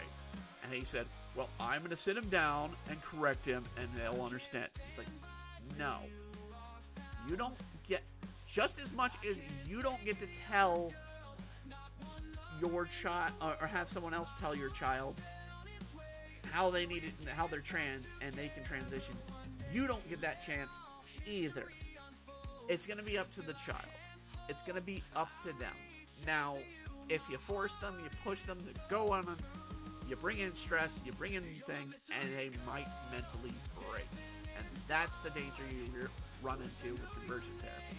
What if your kid has been groomed being trans by a teacher, and it is alright to tell your kid they may not be trans? That is a discussion, yes. You can have that discussion with your kid. You'd be like, why do you feel this way? Let's work through the things. The key things to look here is, how did you come about feeling this way? Was someone telling you you feel this way? Do you think you may outgrow this? Are you willing to go through puberty and see how you feel years down the line? Do you want to work through it that way? That's the more reasonable territory. Because if you go A or B, you're running risk of the stress there. You kind of want to go for that happy middle ground there. Not completely destroying it, you know, maybe allowing, if they're very adamant, allowing them to have some clothing items, you know, cross-dressing, essentially. Let them do that in a home environment or a protective environment. If you're against that concept, be like, well, here we don't really like it. I understand your feelings. Let's maybe talk about that with a professional individual, a therapist. Now, I do suggest going to a family therapist that is neutral to your family. If you go to like a religious therapist, more than likely they're going to say the wrongs are wrongs. And if you go with a gender therapist, they're going to say, you know, their ways. So I suggest a family therapist, particularly one that can come in at a neutral point of view. And that is where most therapists usually line up.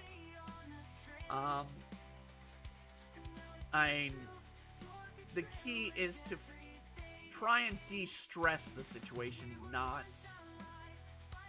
bring in physical walls and barriers between development. And yes, if you find out a teacher is doing that or a environment is doing that, remove them from that environment.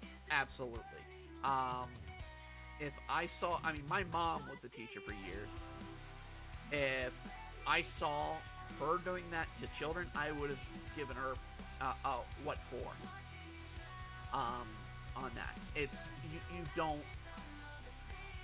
A teacher's job is to teach a child the basics of what they need in life to proceed, and gender transformation is not part of that project.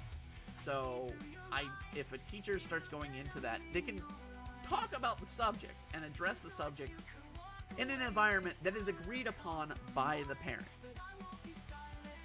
It has to be agreed upon by the parent, because it cannot just be one side only talking about it. So if you want to discuss it with your child and they have an environment where somebody is trying to groom them, then yes, that is a problem. It is also very difficult to deal with. I will bring up, again, Glenn Beck. One of the issues I do know in Glenn Beck's personal life, he had his son that he's adopted, was being groomed online through video games. For what I don't exactly know, but he was being groomed. To the point that there was going to be a meet up for a young child, for the young boy at the time. This meetup ended up being caught because Glenn has, an immense amount of security in his own life because people threaten his life. And it was proven that this person was a notorious sex trafficker, I believe. And yeah, it's luckily his son did not end up getting trafficked, but it's the dangers of grooming. It is definitely a grooming situation in that case.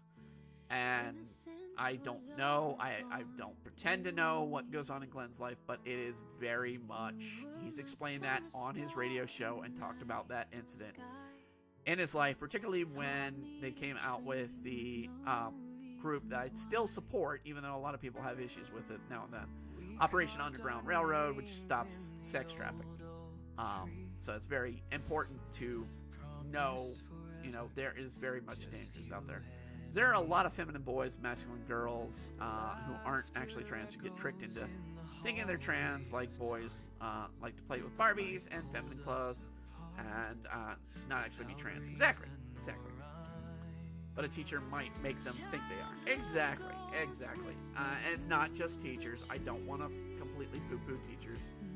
It can be online interactions. Unfortunately, it is very often online interactions.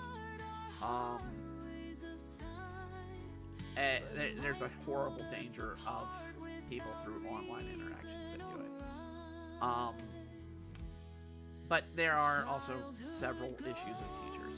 Same if a girl likes to wear masculine clothing, play with boy toys, superheroes and whatnot.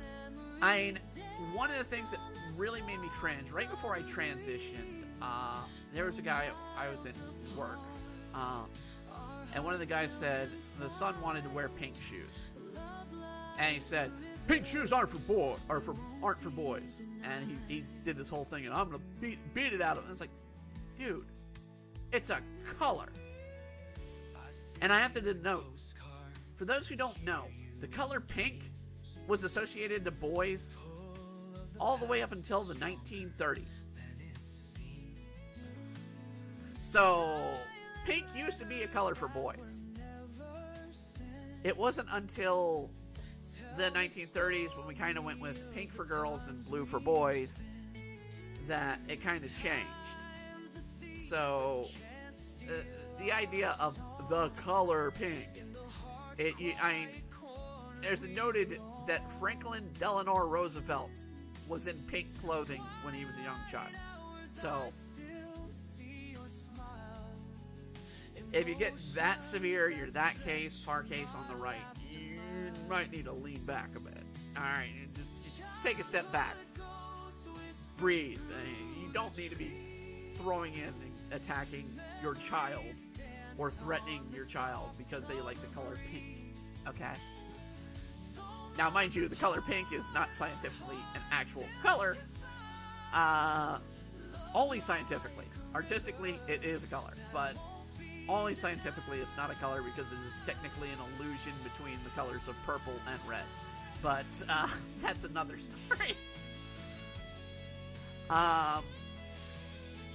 So, because the light spectrum is red to purple, and they technically would never meet. So pink is an illusion, scientifically wise. It's just a lovely fact that most people don't understand. So, that being said, we have gone 2 hours. We've done some drawing. I've actually done a lot more drawing than I thought I would today. So we got some drawing done. It was all on Witchin. So people wondering what comic pages is Witchin. It's going to be coming out. It's still part of Chapter 6. Demon Blade Chapter 10 is almost done. I've got 3 pages left to complete on Demon Blade Chapter 10. And then we'll be moving on to Chapter 11. And Witchin is getting there too, where it's going to be bringing on Chapter 7. I've already premiered the cover for Chapter 7 of that. Both of them are on Tapas, Webtoons, DeviantArt, and Demon Blade is available in book form on Amazon, as well as on DemonBladeComic.com. We've been talking about this subject. I am glad to have two very intrigued individuals with Joshua Negro and Joseph Citadino joining in for the chat. It's what I bring this out here. I hope everybody gets educated. I could be wrong on these things. Do not take my word for 100% true, because I am literally using sources that I have had collected over the years and information I have collected over the years of my own experiences. This is my own opinion, my own experiences. It is important to find the median. As I said, if you want to find the problem of the news and where the wrong is, always look for the activist. You'll more than likely find the activist is the one in the wrong. So, doesn't matter if it's the right or the left. It's the activist that's usually the one in the wrong.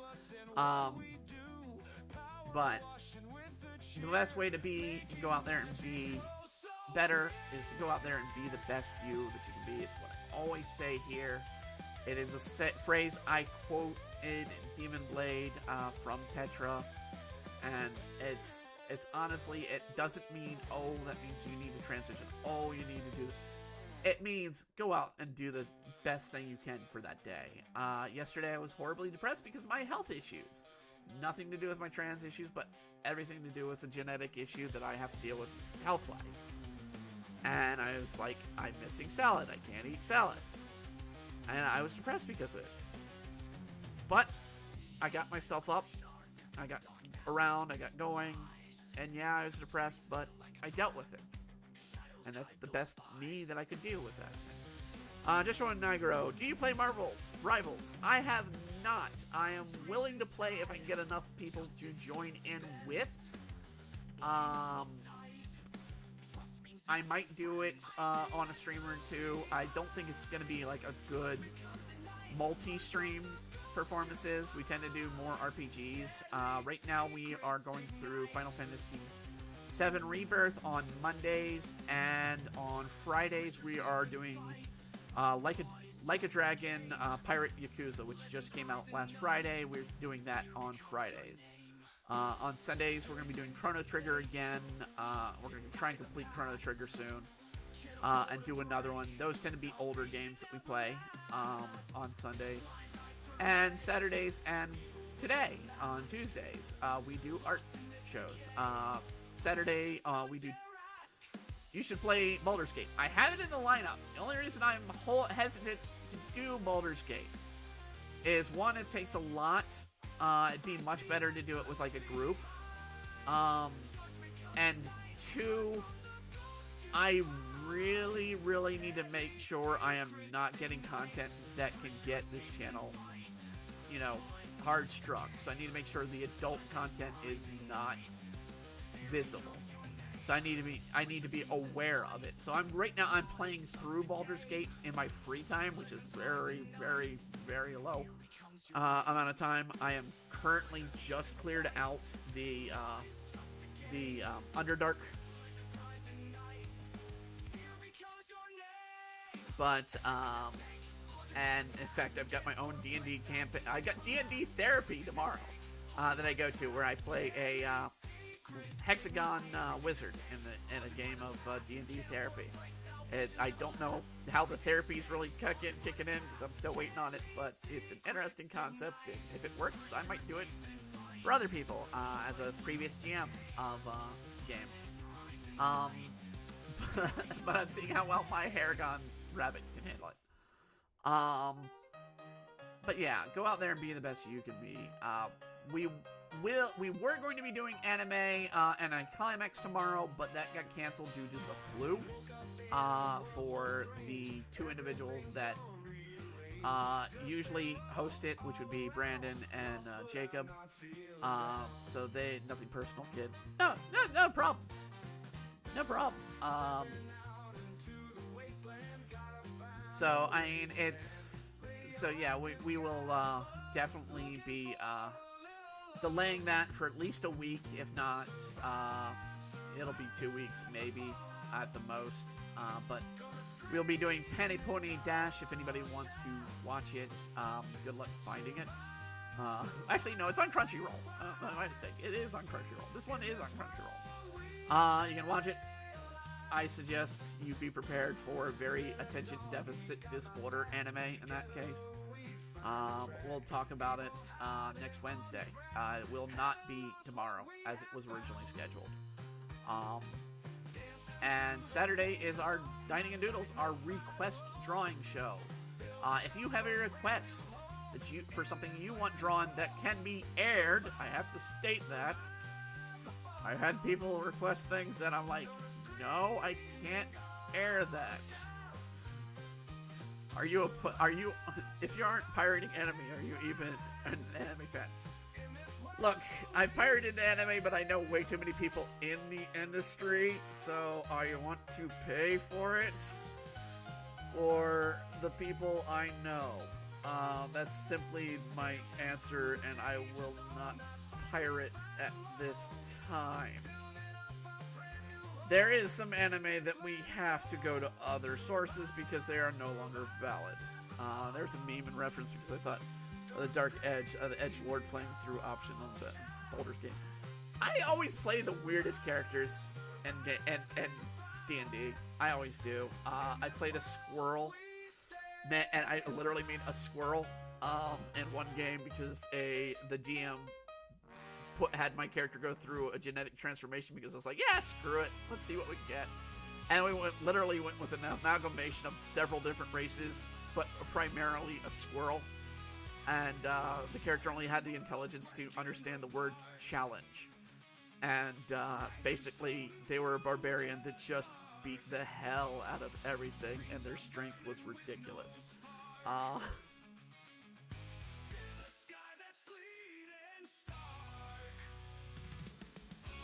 Fun fact, until Netflix bought streaming rights for Evangelion, the only way to watch it was to pirate it. Not necessarily.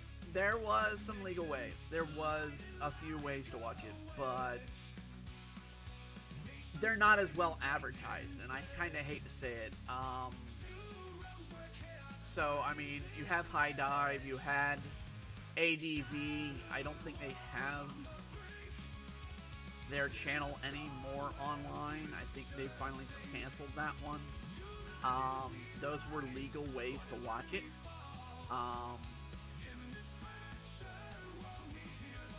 There was a Serious Strand game where it was a genre's comedy, and the party included Hank Hill, Gunslinger Fighter, where the player did the Hank Hill voice, everything, Drunken Master, Monk with emphasis. I tell you what, Bobby, I don't know about this dragon. Needs to be propane and propane accessory. That's the best I can do for Hank Hill. Sorry, but I can get it. I can get it. Yes, it's absolute. That sounds like a wonderfully amusing game. But yeah, I do thank everybody for joining in tonight. As always, go out there, have a wonderful evening, wonderful week, and a wonderful year. On the drunken part, you're playing, and me playing Luna, Noctis, Hellscythe, Von Cyric, who was meant to be a parody of Deviant Art Edgelords. Okay, I got you. All right, well, thank you for both Joseph and Joshua joining in, and good night, everybody.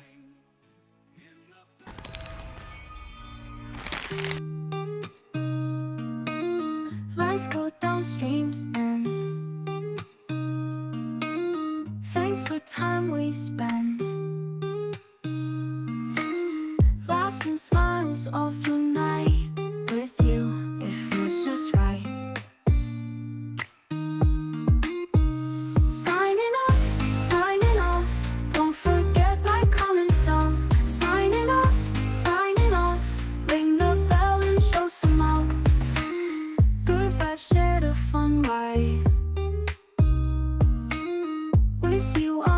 with pride.